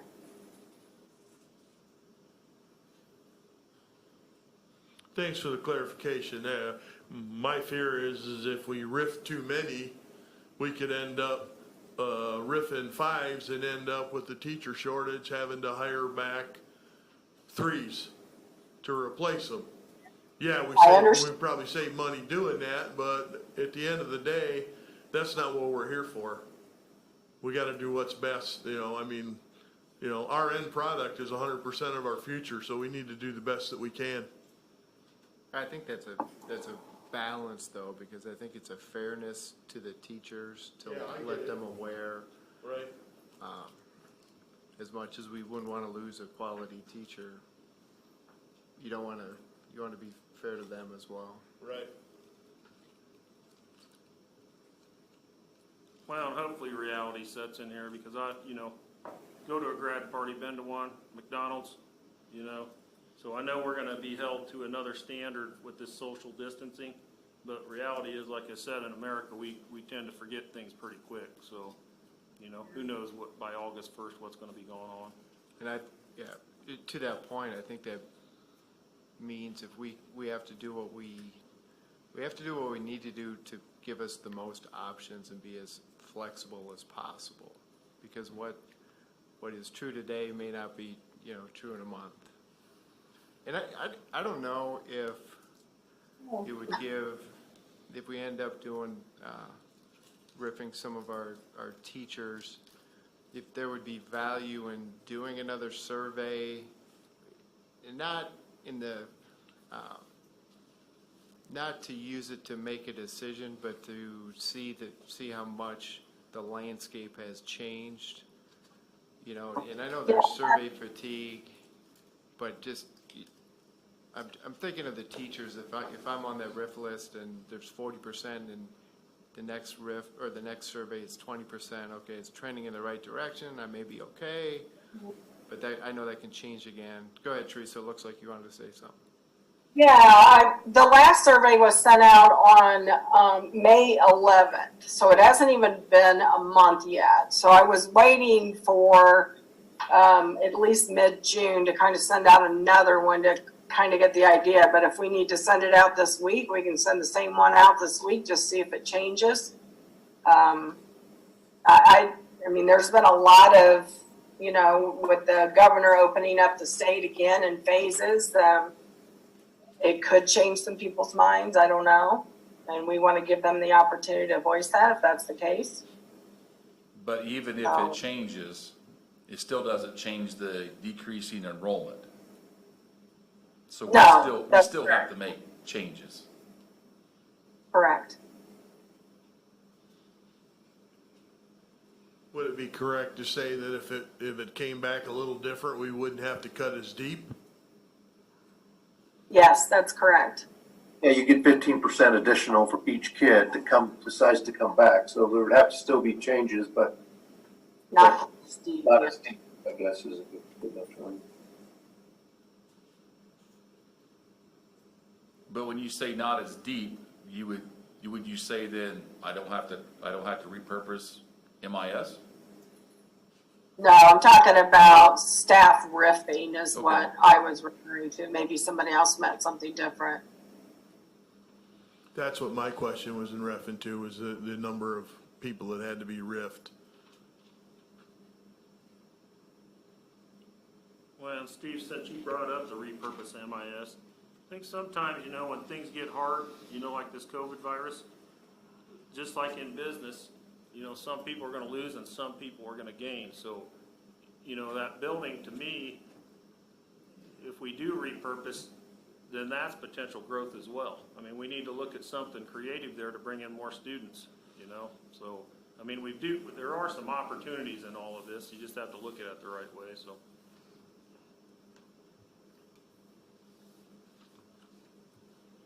I'm kind of ready to hear from the patrons. Randy, is it possible to change the screen up there back to, I just wanted to see a table that Mr. Markham made. It had the title, like considerations of something, but then it was a list and there were 3 columns. Like the first one was eliminate open positions, and then there was a number, and then there was a running total in the far number. Yeah. Yeah, that's the one that I wanted to see a little bit more, because it feels to me like there's two numbers. There's the number of enrollment money that we're losing because of enrollment, which is like 1 million, which isn't like, we're not guessing, that's really happening. And then there's this, well, what's going to happen with people moving? So I really appreciate this, Mr. Markham, if I'm reading it correctly, which I may not be, but it feels to me like it's looking like, you cut almost $1 million by consolidating services. And then to get that other piece is the reduction in force, which is that unknown piece. Am I reading that correctly? Is that? Yeah, that is correct. So if essentially to save $927,000, we would still move grades 4 and 5 to MES, grade 6 here. We still have the savings that we talked about earlier. We still have the open positions that we would not need to replace necessarily.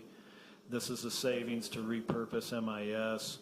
And then these would be positions that we would not need by combining our students to MES, Manchester Junior High, that we could create savings there.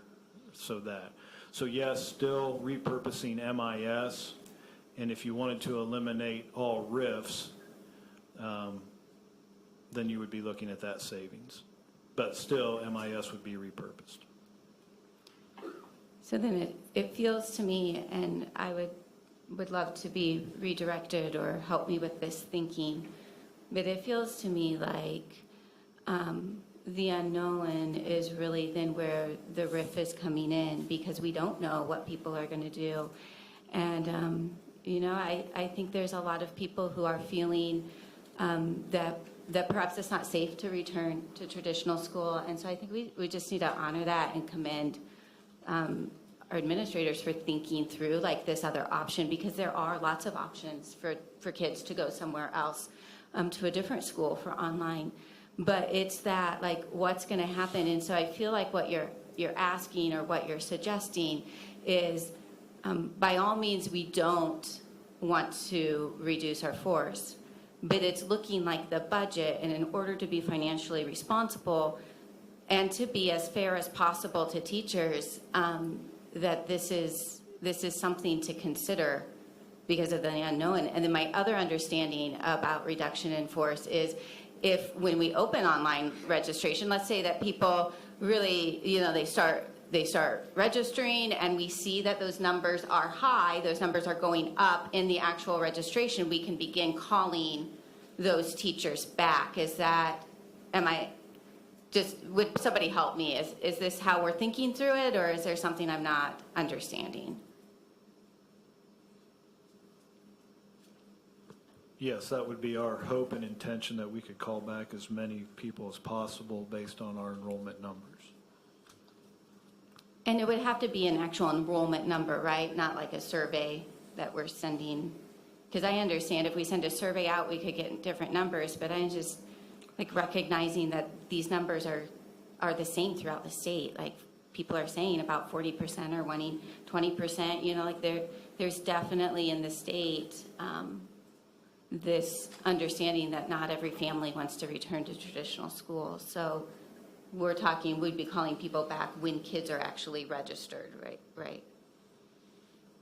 Yeah, as That's correct. Yeah, as we saw the numbers, that would base the need to bring them back for sure. And we have a couple of schools in our area that are working on the online option as well. I can tell you one of them touches our boundaries. Another one doesn't, but it's a couple counties over, but they're working on that as well. So we're not the only ones looking at that. There are many across the state. We all want to keep our kids. We're just trying to figure out how we can do that.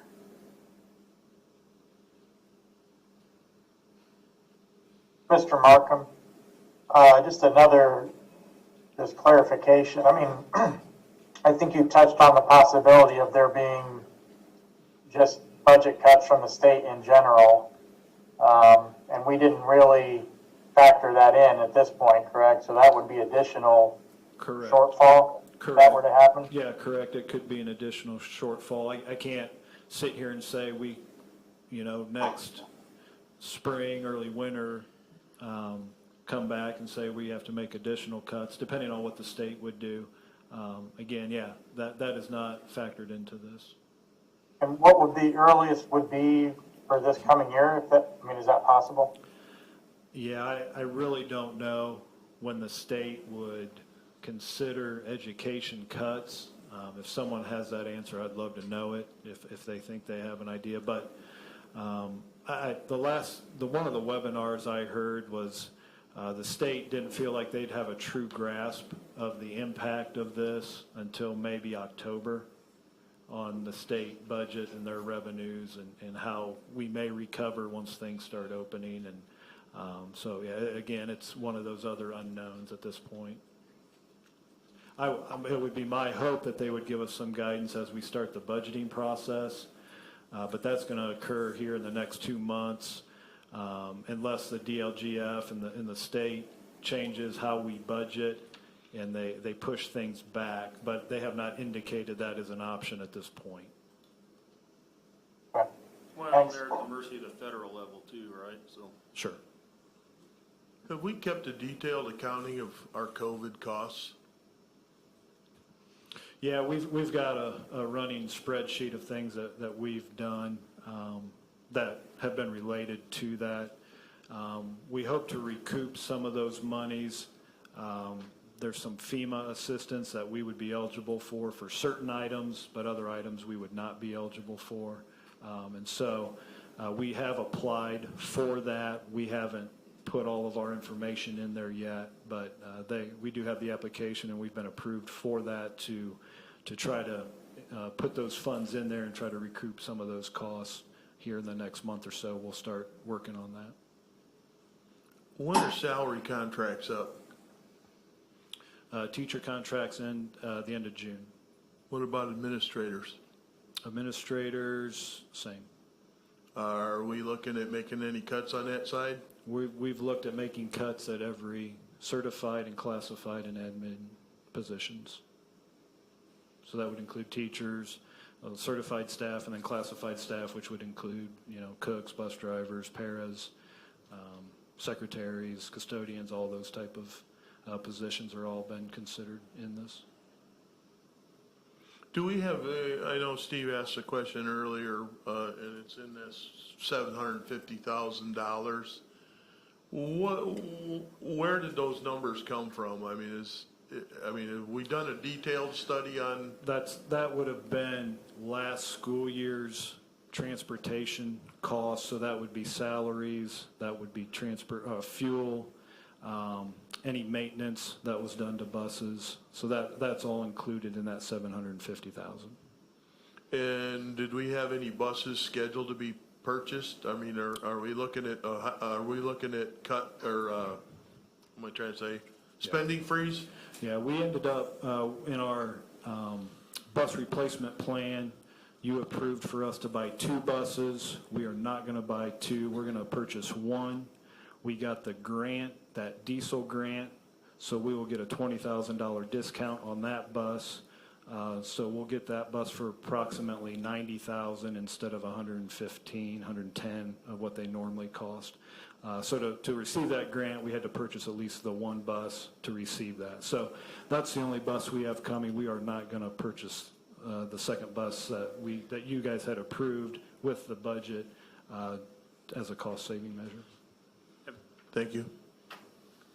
Dr. Grimeau, has the county leadership team, you and Jason and Mike, have you guys ever discussed the consolidation of transportation services in the county?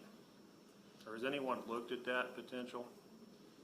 No, we have not in any of my conversations. I was just with Mike today, and there was none of that, no conversations for that.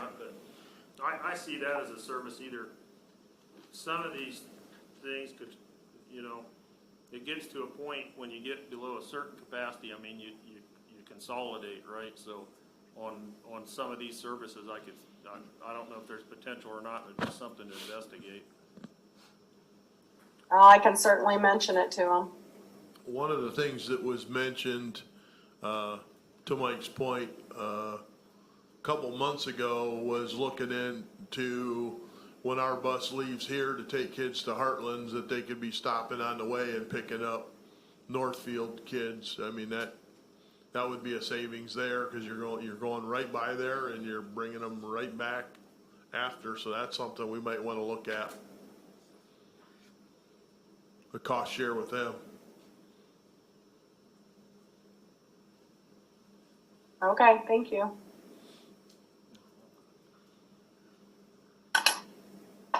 Jeremy, I have one additional question. Does this proposal allow us to build up our rainy day fund a little bit more? Because that seems to be depleting a bit, and that worries me also. Yeah, we've been, the rainy day, the 355,000, 345, it's been at that, I think, a couple years, maybe 4 years now. Yeah, ideally, in the grand scheme of things, we'd like that to be at $1 million.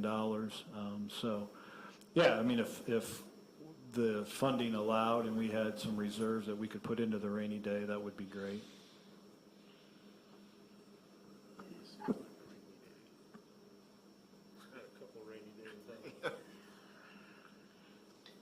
I was just saying, this seems like a rainy day.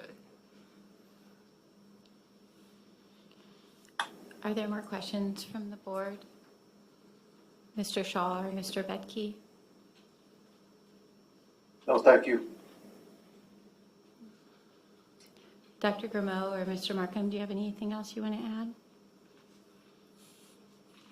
I would just say thank you, Mr. Markham. I know you put a lot of time into that, did a lot of research. Not news that we ever want to hear, but it's the reality of the situation.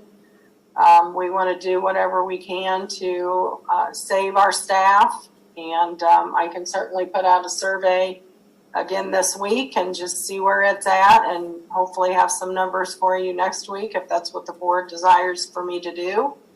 Could certainly do that. I just want to say again that this is the last thing that we really want to do, and we really truly do hope the numbers change. And if anyone out there has any other ideas that we haven't thought of, we would really appreciate you sending them to Mr. Markham or myself or any of the board members. They could certainly pass those along as well. We just appreciate all of you being open and willing to have a discussion about such a sensitive topic. I have a question for Mr. Markham. Do we have enough lockers in this building for 6th and 7th grade? Not currently. We have 146 lockers in this facility.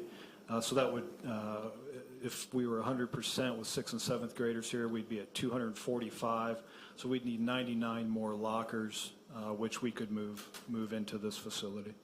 We could accommodate them. Remove them from the other building? Yeah. Okay, thank you.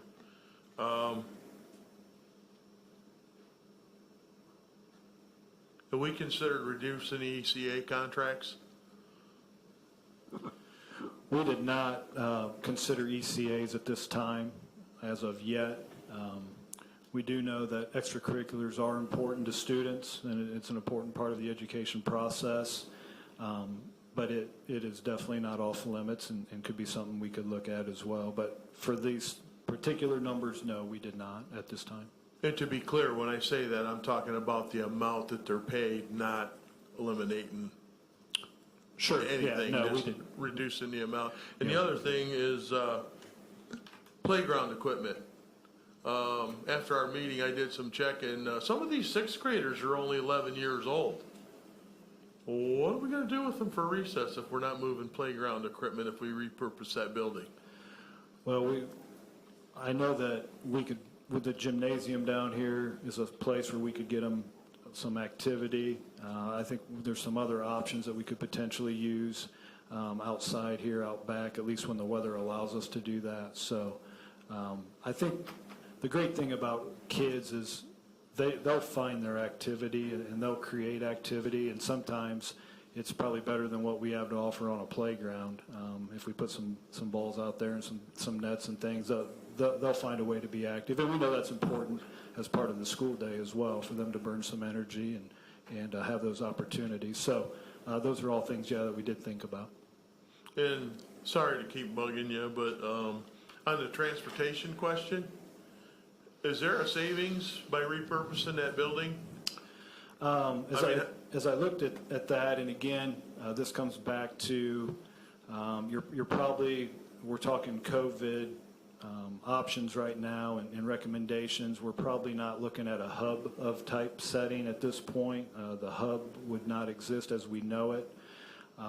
So if you took that away, we have 7 buses that currently go from the hub to MIS every day, once in the morning and once in the afternoon. So if you go on mileage alone, there'd be a savings of about $7,600 in mileage salary that gets paid out if we didn't have the hub. Now, what I can't say is maybe those miles would get re-diverted somehow, depending on how the transportation would work. And then you could have some fuel savings if you're not having to go back and forth 2 times a day from the hub to MIS. It's probably minimal. So you're probably looking anywhere from $10,000 to $12,000 in savings. Thank you, Jeremy.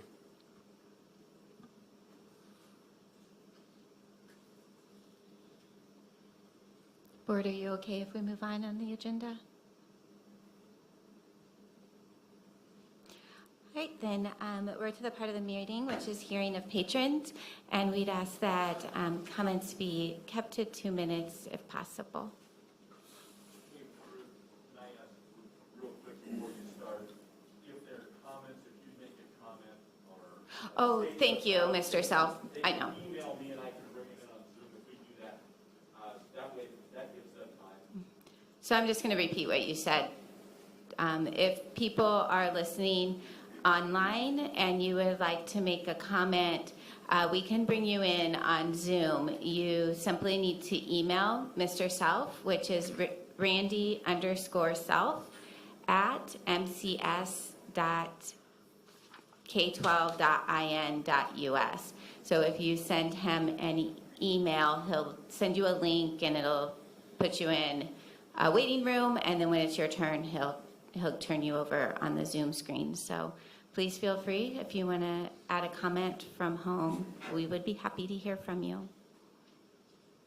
And then when you comment here, if you'll just make sure you speak into the microphone, because it makes it a little easier for the minutes that way. Thank you. Hi, my name is Erica Vogel, and I am the Manchester Teacher Association Discussion Chairperson. For those that are not aware, discussion is the official process where administration and MTA meet to have meaningful dialogue and input on items as required by law. I am here to share with you that MTA has been asking since January about financial status of our district to ensure that we were able to effectively and appropriately discuss these needs. Repeatedly, we were told that there would be no anticipated changes for classrooms and students. We continued to question this each month as we met to discuss items, as MTA anticipated a need for some possible changes. Each month, when MTA asked if there would be changes, the administration continued to tell us that there would be none. MTA was given a heads up of some potential changes needed in the middle of May. However, when requesting information, MTA was provided with none. During our discussion meeting at the end of May, administration announced a major dollar amount which would equate to major changes. MTA has not had time to thoroughly discuss these changes, and we would ask that you please take the time to think through the implications of these cuts and changes and the impact that they could have on all those involved.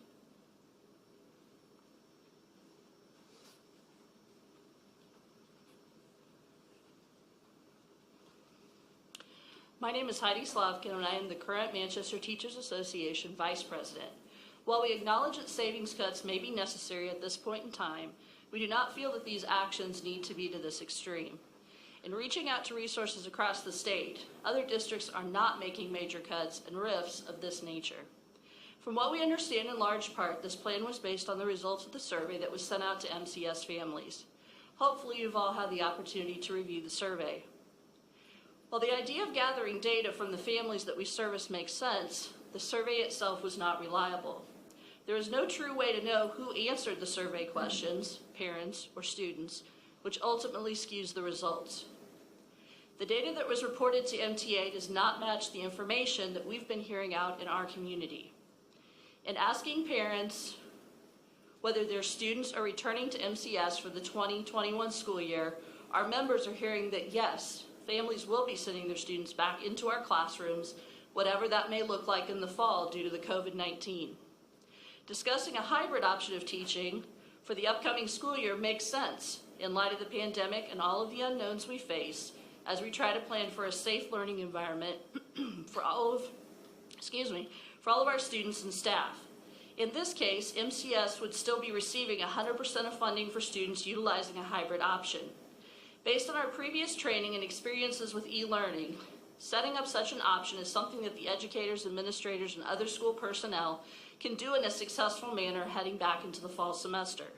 However, to try and set up a virtual school with hundreds of students at 85% funding without serious discussion and significant planning does not make educational or financial sense at this juncture. Families are looking for the option that best fits the needs of their student or students during this unprecedented time. Having a solid plan in place for in-person and hybrid learning will allow families to feel confident in sending their students to school at MCS, as well as allow MCS to maintain 100% funding per student. Thank you.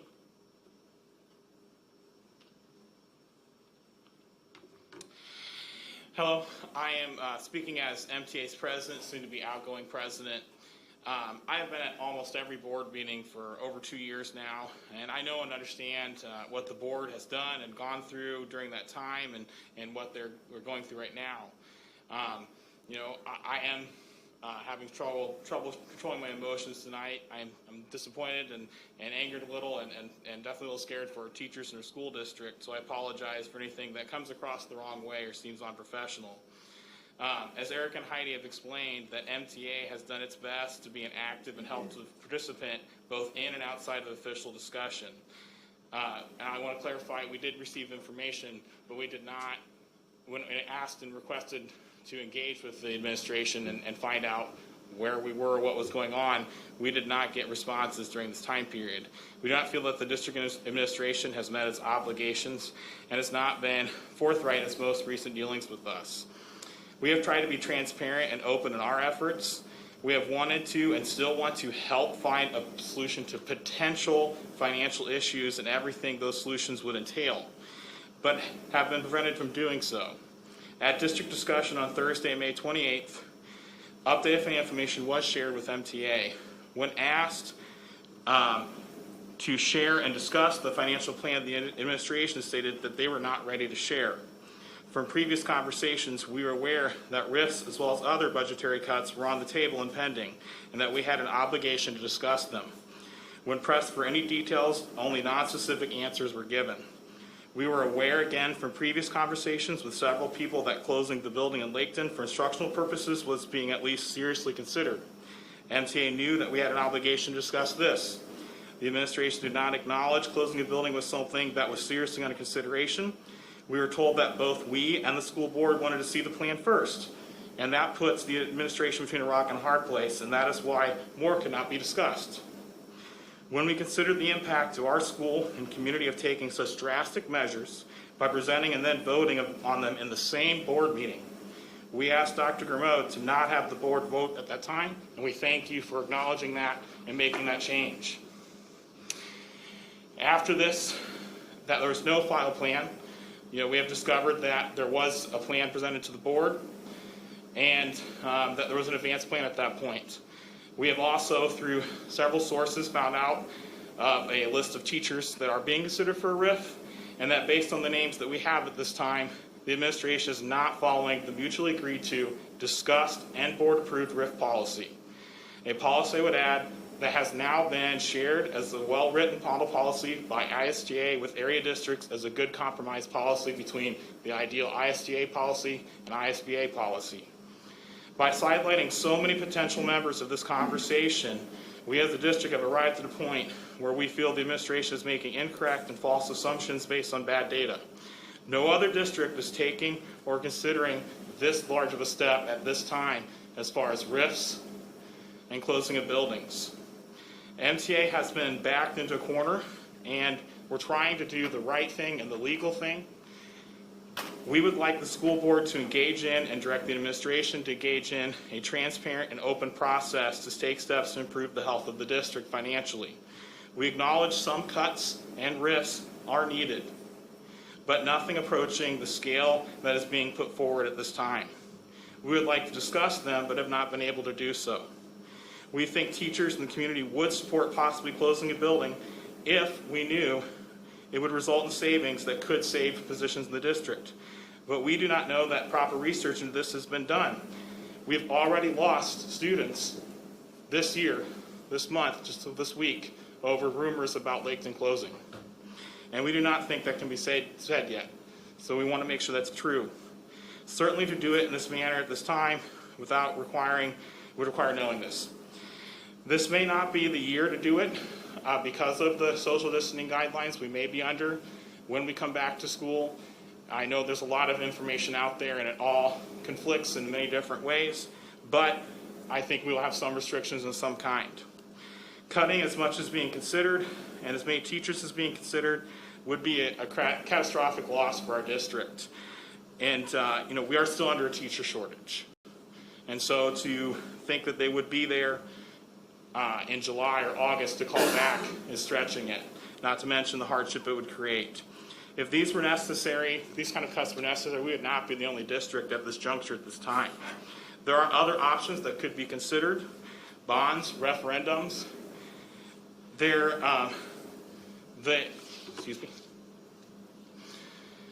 Finally, the online option and the hybrid option have not been discussed with any staff. We proposed using the committee on Thursday to work on these options. So there's no plan yet in shape or form to really move forward with these at this time. And we would like to work on them and continue to, but we have not been able to. We do not have to form a virtual school to have an online option next year. If students are in school for half the day, we receive 100% of the funding for hybrid options. So why would we not make that part of the hybrid option to have half your time in the school building? There are no answers to a lot of questions, and we're at a very late hour to be making these kind of changes and cuts. And so we really encourage the board to take more time to consider these, and we are hoping to be able to work with the administration to try and get these answers and provide that data. And finally, the survey is a great idea, but when you talk to the community, you get out there and you listen to them, and if we were not asked to help with the survey or push it, there was nothing, context given when it was pushed out. I think families know that this could be the result of the results in these survey. We get a much better realistic picture to be able to do it. Thank you.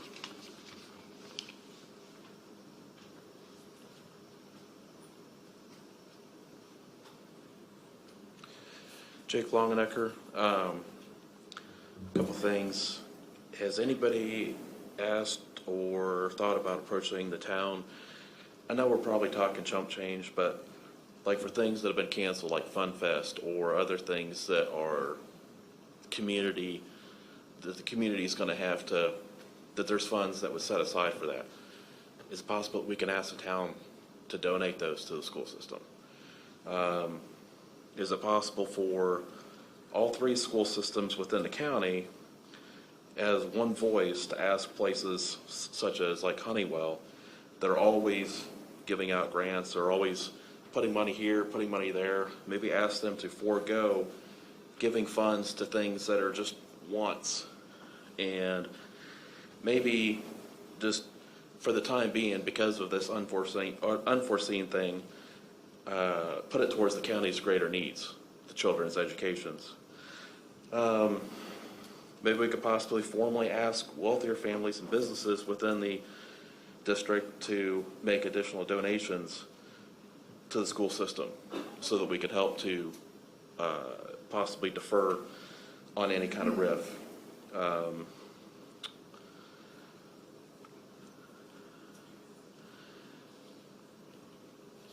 I guess this was a question for something that was said earlier.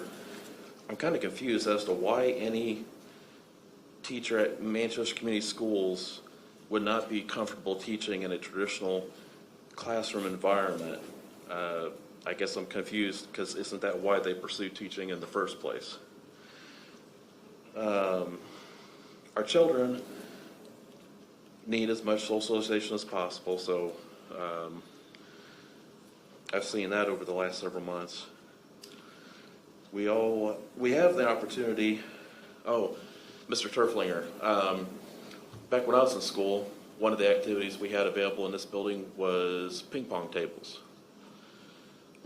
So that was something else that gave some kind of activity for something to do. And there might be a potential to, if we do close down MIS, to allow potential learning co-ops to make use of portions of MIS, possibly lease portions of that, because there's a lot of students that they may never return to Manchester Community Schools because of issues that came up throughout the school year. Just quickly, I think the comment about teachers not being comfortable would be maybe those with health issues, that because of COVID, they don't want to return to the classroom. So, Mr. Self, are there any online comments? Nobody is going to zoom in, but I do have questions that people have emailed in. I don't know if that's what the plan was or not. You can read them, Mr. Francis.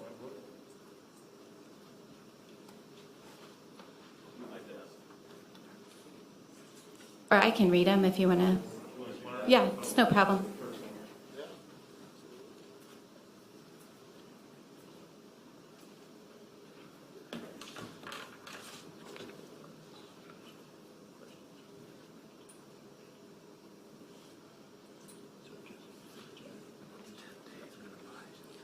Okay. So I would say the name, right? I would say the name. All right, so this is from Mary Earl, and I'm just going to read the email. I think that's the most fair thing to do. First, thank you to Superintendent Grimeau and Mr. Markham for trying to be on top of the unknown and information which seems to change daily, and to the board for working to be financially responsible. With the possible reduction in students and possible reduction in income, will the remodeling of the restrooms and locker rooms be put on hold? On-site, if only 60% want to do on-site classes, how does this affect building use even more than just expected lower enrollment? If buildings are repurposed, what happens to the internet school if the internet school does not work and parents send kids back to on-site?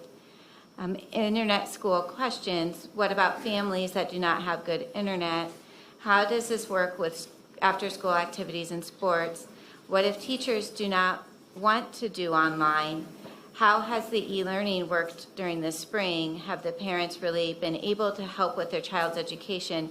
And would they keep students on the schedule required for full classes instead of just brief time with a teacher and lessons done whenever it fits in the family schedule? And then she writes, provide options of education. Do we really have staff and money to do a variety of services? If we do on-site and internet, how are teachers going to have time to prepare for both types of classes?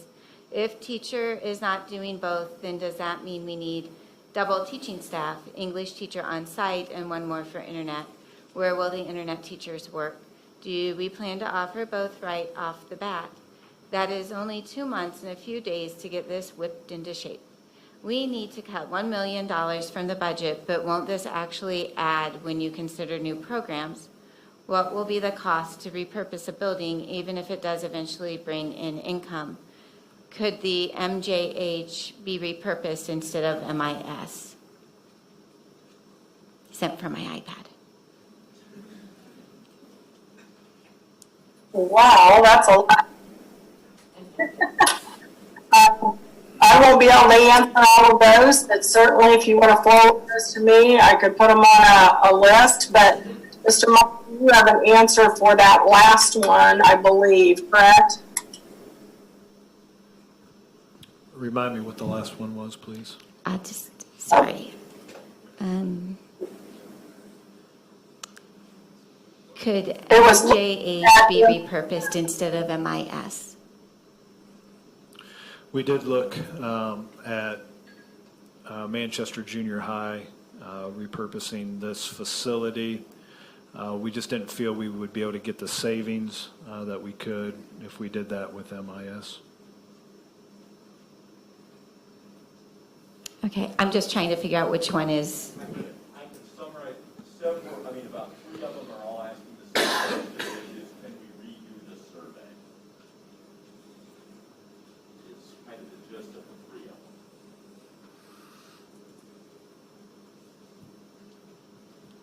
them. Okay, and then there's somebody who would like to speak. So, oh, do you have your email there too? I'm not just the sole controller of it up here. To Mary's point, though, we could run the numbers on that for them. On this building? Yeah. Or have you? Yeah, we can. Just so I'm clear. We can look at it Okay. closer.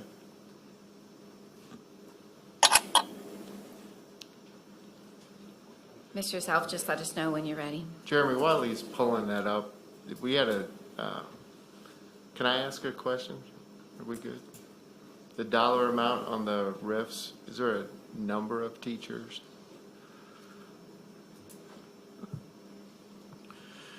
Based on the information that we gave you, that would approximately be 27 positions total. Now, that doesn't mean not all those positions are RIFs. Some of those are currently open positions that we wouldn't refill.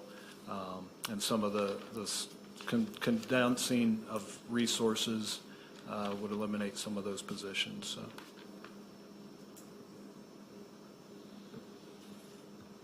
But we would work with MTA on those specific RIFs.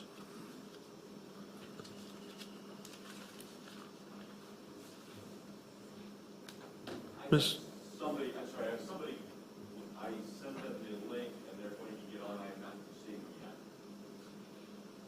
Are there any other comments here in the room? I have a question for Mr. Markham. Somebody sent me a text here. Not all the kids take lunch at the same time, right? Here in this building? Correct. So PE classes, on what to do with these kids for recess and that PE classes are going to be going on in the gym. Potentially, yeah. Yeah. We could utilize the high school gym as well. I mean, we've got some different options. We can put the net down at the high school gym and kind of split that off in half. And would it be ideal? Probably not, but if that's the circumstances we would have to work under with distancing, if that was part of the equation that we had to do, yes. Right. And from the facilities committee on that question that was just asked there, the MIS building needs 2 boilers in the not too distant future, and we just spent, what, $750 on the roof on this building? Yeah, it's more 585 on this roof, but yeah, and part of the boilers were a part of that maintenance savings if we repurposed MIS. That was included in that. Thank you.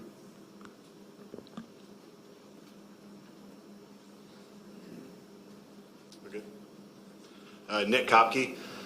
If and when traditional school opens this fall, do we have any idea what it would look like, or do we have to wait for Governor Holcomb's guidelines? That's it. Thank you. Pretty much. We are at the mercy of the governor and the Department of Education, and we are waiting to find out what kind of guidelines we will have.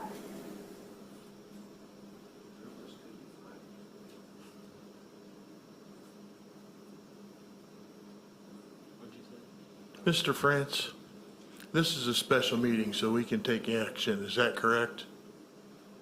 It was advertised as a special meeting? Yeah. Thank you. Mr. Self, what's it looking like? I sent the email, I sent another one, and I'm not getting a response yet. Okay. So, Mr. France, what should we do? Just move on? Responding, I would just say move on. Okay. All right, so then we're at the part of the meeting for superintendent and board member comments.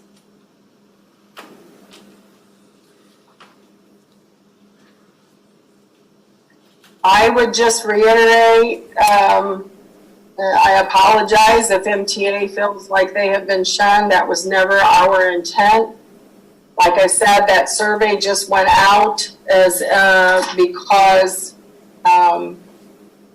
of numerous reports that we were hearing around the state. We had no idea what it would turn out like. We were actually being told 20%. It turned out to be 36%. I'm certainly open to working with them. I actually thought we were going to set up that meeting for tomorrow, so my apologies if that is not the case. We'll make it right, whatever it is.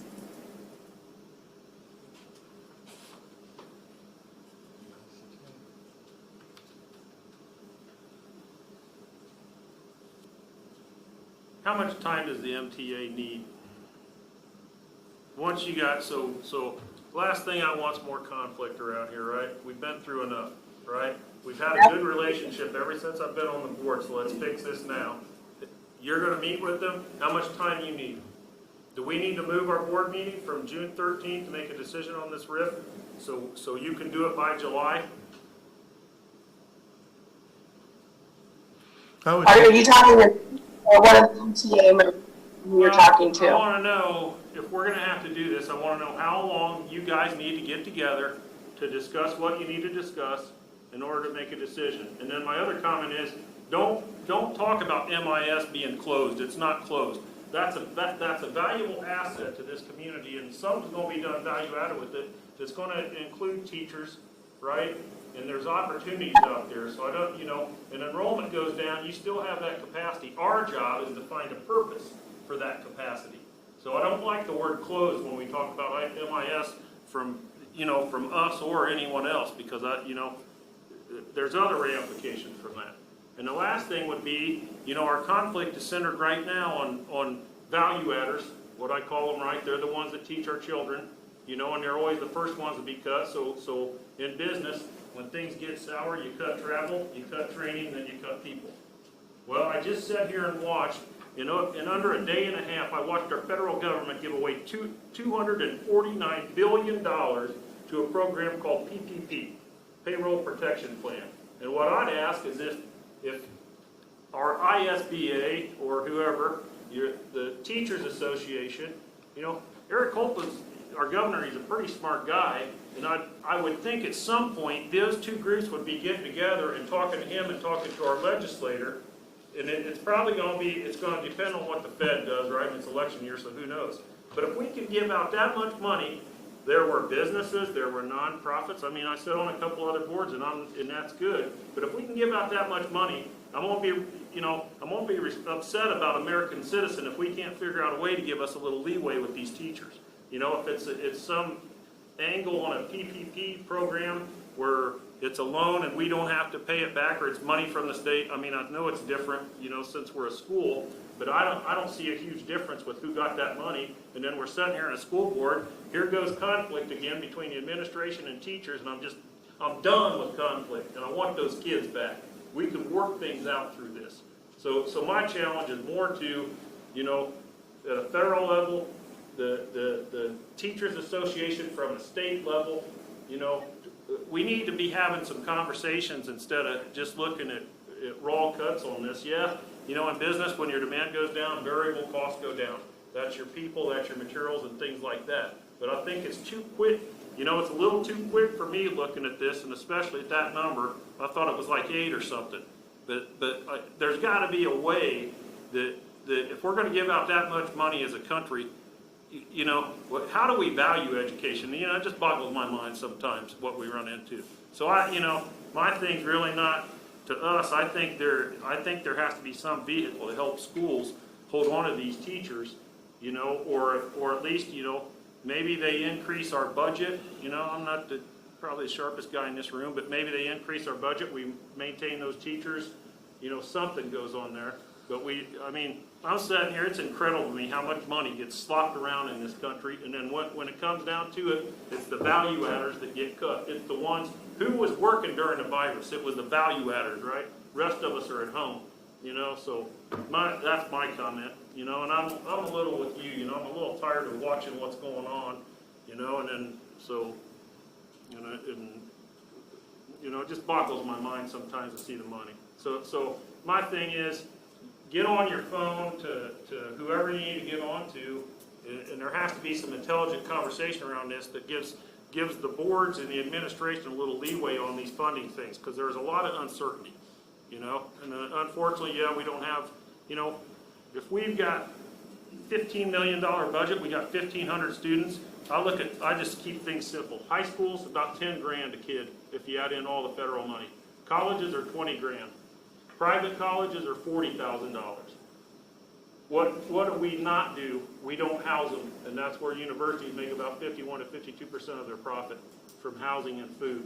You know, so when you look at the overall picture, at $10,000, you know, you don't have a lot of wiggle room in some of these smaller schools. Hamilton Southeast, yeah, you know, they got a bigger budget. They can accompany this. So you know, there has to be some action from the state and the federal government on some of these smaller school systems to build a bridge where we're not back in conflict. I think there's been enough conflict in education for, 15 years now to last everybody a lifetime.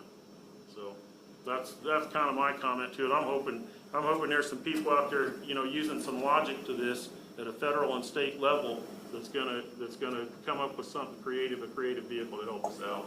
You know, because the bad part about we RIF the teachers, we lose, you know, we potentially lose them. And RIF doesn't mean eliminate, right? It means we're giving them notice, which puts them in a vicarious position, though. You know, so. Be a champion. Seems to be the motto around here. Teamwork. Team. Together, everyone accomplishes more. I heard some disturbing things tonight. So here's what I'm going to do. I'm going to make a motion right now, since we can take action tonight, to move our next board meeting to the 23rd of June, which is a Tuesday. It still gives Dr. Grimeau and the administration time to get the RIFs done, if that's what they need to do. But it will give the MTA and the administration time to sit down and have a discussion, and then give the MTA time to go back and talk to their people, and maybe even include some of the people that work here that aren't part of the MTA. And let's try to come up with some more solutions. You know, I don't see any hurry in having a meeting next Tuesday and voting on this when we can take it all the way to the 23rd. So I'm going to make that motion to give them the opportunity to take part in this. Is that enough time? Is there a second? I'll second. So we have a motion on the table to postpone the board meeting until June 23rd and a second. Is there discussion? If we did that, is that enough time? I'll ask my question again.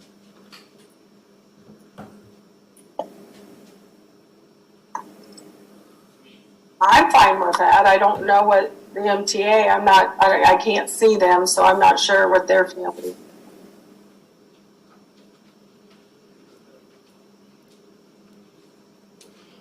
It would certainly allow a lot more time to do that, and to speak to you asked about the state.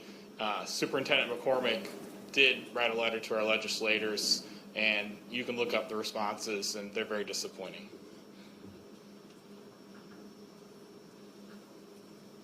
Is there any more discussion? Well, to that point, I'd say, you know, one thing we got to prove is how a lot of people ask for more. You got to kind of prove to people how you're using what you have, right? So, I mean, I kind of see their angle too sometimes on some of the comments and things like that, which I'm not saying we're not utilizing appropriately. But I guess my question is a concern. As an educator, I know that jobs are open right now, and I also know there's very few jobs open in July. And so I just, I wonder if it has a negative effect if rifts are going to happen. I mean, I put myself in those shoes, and I would want to know, like, I would want to know tonight if the money and the budget is indicating that there needs to be cuts. And so to postpone, I just wonder if we're putting people in a situation where they're now not going to have the opportunity to get jobs. Well, I think we've made it pretty clear that we're gonna have to do RIFs. What I'm offering them is the chance to have the discussion with the administration and maybe reduce that number and or come up with some of their own ideas on how online learning's gonna look, how, what's the other term, hybrid learning, you know, to give them a seat at the table and let them at least have a discussion before we have to vote on this. I mean, we're talking about affecting people's lives here. Yeah, so what I heard you say is that you think that RIFs probably will, but there could be less RIFs. And for me, if there's only one RIF, I think that one teacher deserves to know as soon as possible in order to find a job. And I mean, that I would like to know how MTA feels, if you think that it should, that it doesn't matter when you get that notice, or if the sooner the better.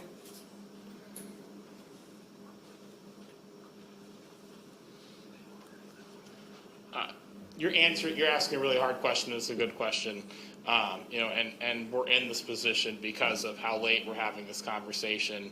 And so it's hard for me to answer because we are so far apart and disagreeing to the degree of the amount we're talking about cutting here. So I certainly agree with what you're saying, that any teacher that potentially could be RIFed. I do want to clarify, if there's a position that's open and it's not filled, that is a RIF. So elimination, there's still a RIF. But we're talking about people who are in positions that are eliminated who then don't have a job. And if I were one of those people, and I understand completely, they would want to know. And it's a struggle that we do, because we also know that they also want their teachers association to you know, fight and advocate as hard as they can for their position. So I don't have a great answer, but so I understand both are true. And so I don't have a great answer. I'm just going to be honest. I don't. I wish I did. And we had better. We were talking about this 2 months ago, or in a normal timeline. But I know we're in this position now. Dave, how did you come up with the 23rd? That's the last Tuesday before the end of the month when the RIFs come out, and it gives them 13 business days to have meetings between their staff, the administration, the teachers. Just, you know, that to me, that's the last window, that 23rd, that's the last window. If we have the board meeting that night and we say, okay, you know, it's going to have to be 4 or 8 or 10 or whatever the plan's going to be, at that point, Dr. Grimeau and the principals have time to get the RIFs out and still comply with the law. We're giving them, you know, I guess. So does it need to be 2 weeks? Can it be 1 week delay? Does it need to be delayed at all? That's my question. That's up to the board. I just was trying to give them 13 business days to get it done. I mean, nobody wants to have meetings on the weekend, and, you know, I mean, let me ask you straight up, Mr. Huber, you want 13 business days, or do you want a week? I want to go through the process correctly. I do want to interject, though. Correct me if I'm wrong, Dr. Groh, Mr. Markham, but will the board not need to meet an additional time later in June already? Just the June 9th board meeting is all I had on there. 18th? I don't want to get into personnel matters, but wouldn't there be another meeting that we would have to have? I think he's talking about the meeting on the 15th or the 18th, Dr. Grimeau. The meeting on the 15th or 18th. That's not actually a meeting.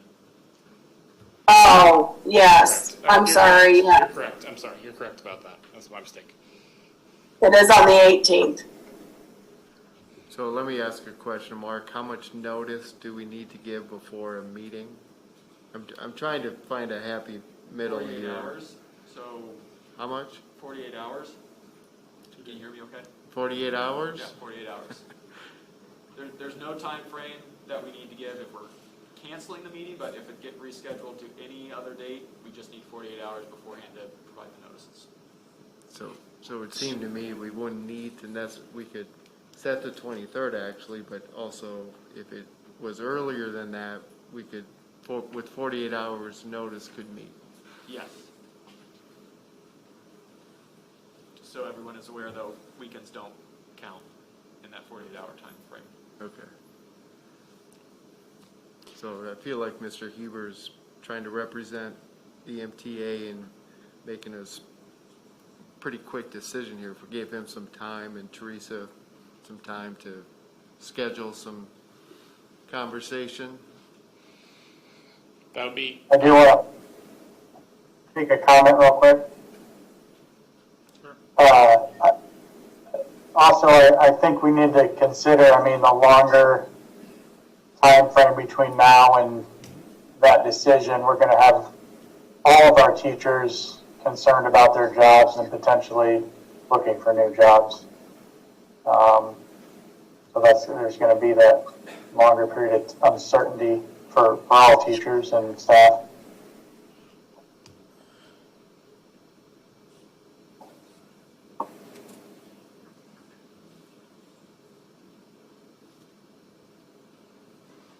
Thanks for that perspective, Raju.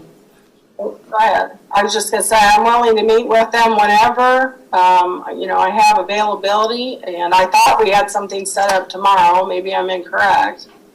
But we can meet Friday. I can meet Saturday. I'll meet Sunday. It doesn't matter. So whatever works for them. Well, I guess part of my point is all they've really heard until tonight was rumors, so I'd like to give them personally, I would like to give them as much time as possible to come up with some of their own, not just negotiating things, but their own cost-cutting ideas. The next best idea might be sitting right next to us, but if we're not giving them the opportunity to come up with it, again, that's why I picked the 23rd. I felt like that was the last day we could have a meeting as a board and still give you time to get done what you need to do and stay within the law. Okay. I guess it's up to Mr. Huber and the MTA. They need to probably let us know when they want that board meeting then. What about the week of the 15th and just do something in there? I know Mr. Markham's going to be gone on the 23rd. Am I correct? Yes. Okay. So it'd be the 16th.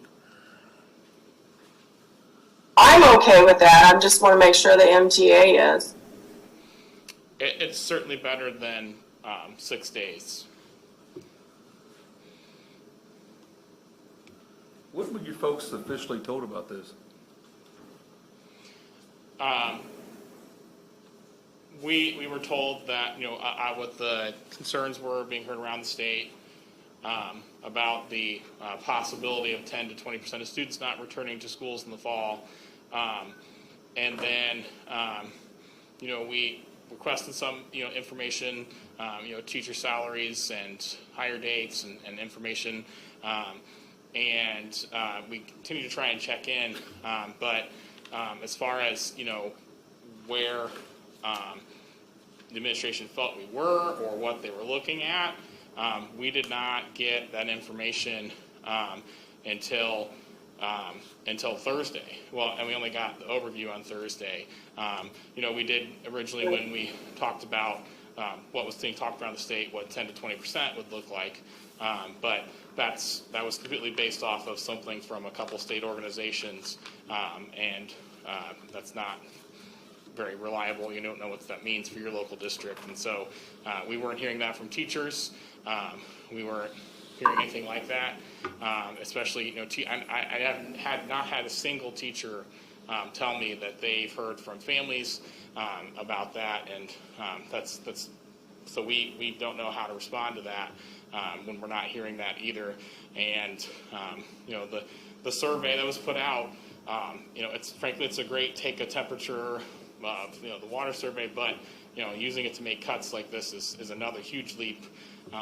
So, sorry, to get back to your original question. So that's really the timeline of when we had official word of what we were talking about, and the breakdown of that. Which was last Thursday. This Thursday. So Today's Wednesday. Today's Tuesday. So Today's Wednesday. Today's Wednesday. Sorry. 5-6 days ago, whatever that is now. Correct. Okay. Well, my question to that, Mr. Huber, is if you found out about it last Thursday, why was there not a call made to Dr. Gabeau and Mr. Markham to address that and start the ball rolling, I guess, is my question. There has been. Okay. There has been conversations going since the middle of May. Once rumors were and information was, the survey was sent out, these conversations have started, but Thursday was when we got an actual number. Okay. And no plan was provided. So I'm asking Jeremy, so they did not see any of the plans that we were. We did not provide any plans as we were still working on what we were going to present tonight as our final plan on what we thought was best at that time. And Okay. so we were not going to provide that information to them at that time, knowing that it could change in the next few days up to this meeting. So we wanted to make sure everyone, the board including, had the up-to-date information this evening, and then we would work with MTA after this meeting to work on the things that we thought would be best represented in this potential cuts. Mr. Markham? So I'm sorry. So I would say then the ball's in your court. I mean, if you want to just have more discussion, how much longer you need? I mean, technically, we're saying that these discussions should have been happening before this. I understand it, Right. Mr. Huber, but we're at a point where you have the information now. Do you want to do it next Tuesday? Do you want to do it the 15th? Do you want to do it the 23rd? So we're asking you, 16. what do you want to do? The 16th is certainly allows a lot more time to have those discussions, and I'm going purely off of just, gut instinct. I don't have, that. I don't have teachers, that I can talk to right now or feedback or know what's going to happen in the next, or an idea of the plan or the schedule that we're going to be under. So. Okay, so would it be safe to say by tomorrow you could give Dr. Gameau and Mr. Markham a concrete date? We can work on it. I would hope to be able to, but they've had a lot of time to work on this, and we're kind of playing catch up. So I understand. So that's why we're giving you the opportunity. I appreciate so, it. So now we need to, I need a week or I need 10 days or what it is, so we need to make that decision tonight, or you need to give that to him tomorrow so we can move forward. I understand what you're saying. Okay. Do we need to vote on the meeting change though tonight? Yes. Art? Yeah, so I do. I got a motion to Not necessarily, if we Good. just have the board, essentially the school. I like that. Let them talk and let's take a little time out here and let them get together and talk this through, so. So are we Absolutely. canceling our meeting next week then, or are we putting them under the gun? I have a question for Mr. Markham. What day are you leaving and will you be available to Zoom in?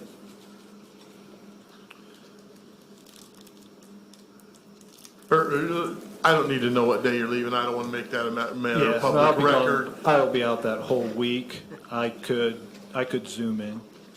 Okay.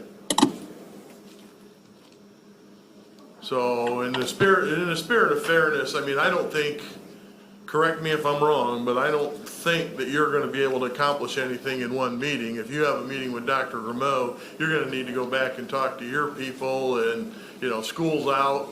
I'd like to give you the biggest window that I can. That's why I made the motion for the 23rd. And I understand that, but I also agree that waiting too long puts in the wrong spot, and we're trying to compromise as best we can. Yeah, and that's what I'm now on the right foot. That's what I'm trying to do, and I'm still trying to give Dr. Rameau the window she needs to get things. And to Ruth's point, it's pretty evident that we're going to have to send out some RIFs. How many? Mm-hmm. So if you can pick a date, we can try and get it set tonight, and then you know what kind of window you got. I think he's asking for some time to determine the date. And we have other agenda items for the 9th, so I would say we keep that meeting on the books and we wait to hear back. Tuesdays get pretty busy for me, so let's not make a month of meetings here, so. Yeah, I think we need to move it to the 15th or move it to the 23rd. Well, why don't you just let them work it out? Yeah, and then let them work it out. We don't have to vote on it, then. Okay.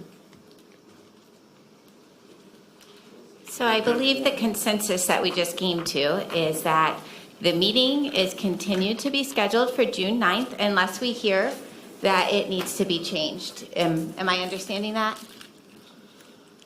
And what was the notice time? 48 hours. Is that fair enough? And Sounds fair. board, give some sort of sign, yes, we're good? I think we're good. Yeah, I'm good. Okay. All right, then, are there any other board member comments or superintendent comments? We might have somebody online there waiting, they've been waiting. Oh, well, welcome. Go ahead. I think it's Gerald Worthing is on. Okay. So I will try and bring her along to the Zoom. We'll see if she's still there. There she is. Sorry. May take just a second. I think we're all on the same page. There she is.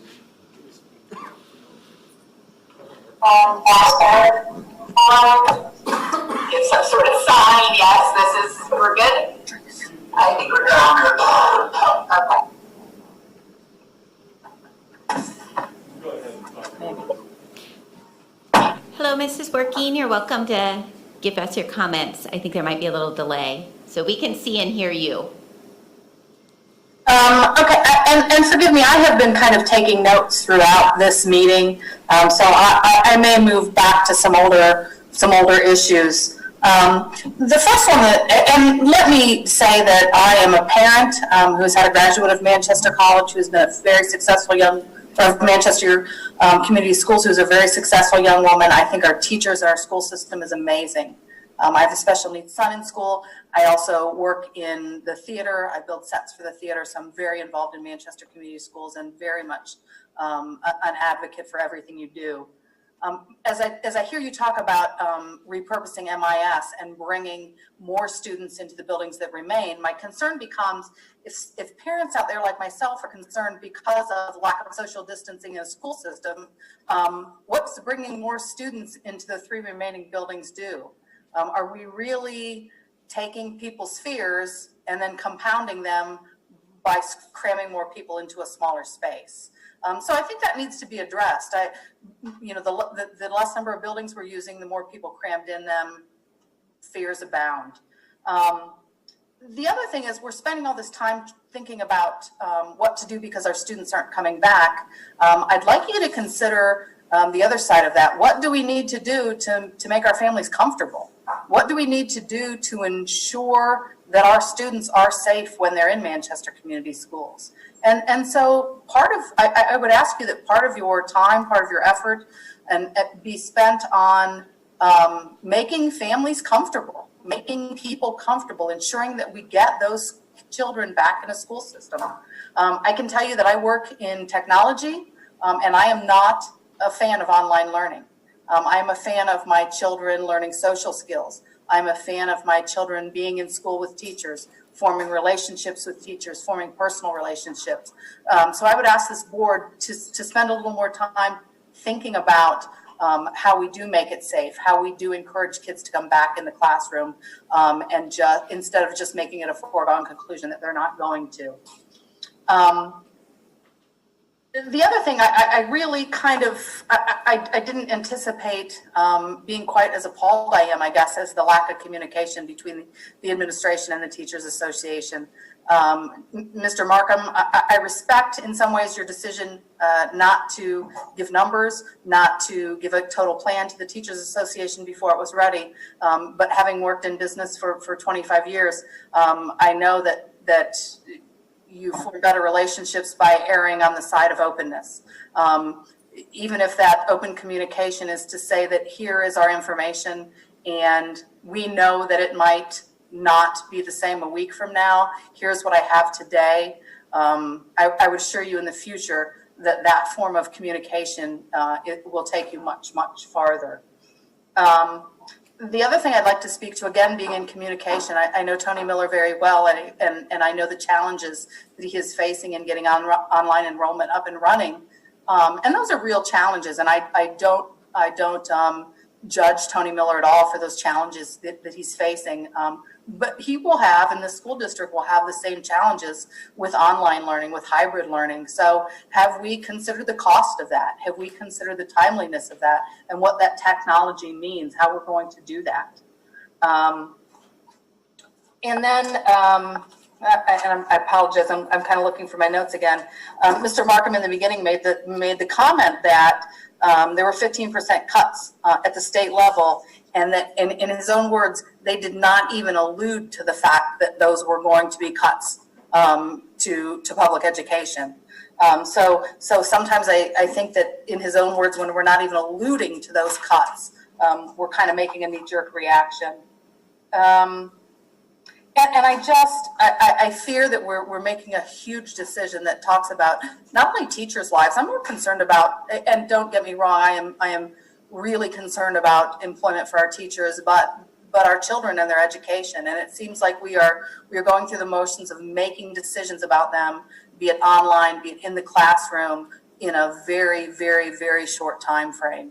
And I would like you to take that into consideration as well. Lastly, as you ask about other ways we can cut, I heard Mr. Markham say that we had a grant to purchase a new bus, and that bus was going to cost us $90,000 instead of $115,000. I would ask you, do we need that bus at all? Can we just say no thank you to that grant, not get that new bus via the grant, and save the school system $90,000 right off the top?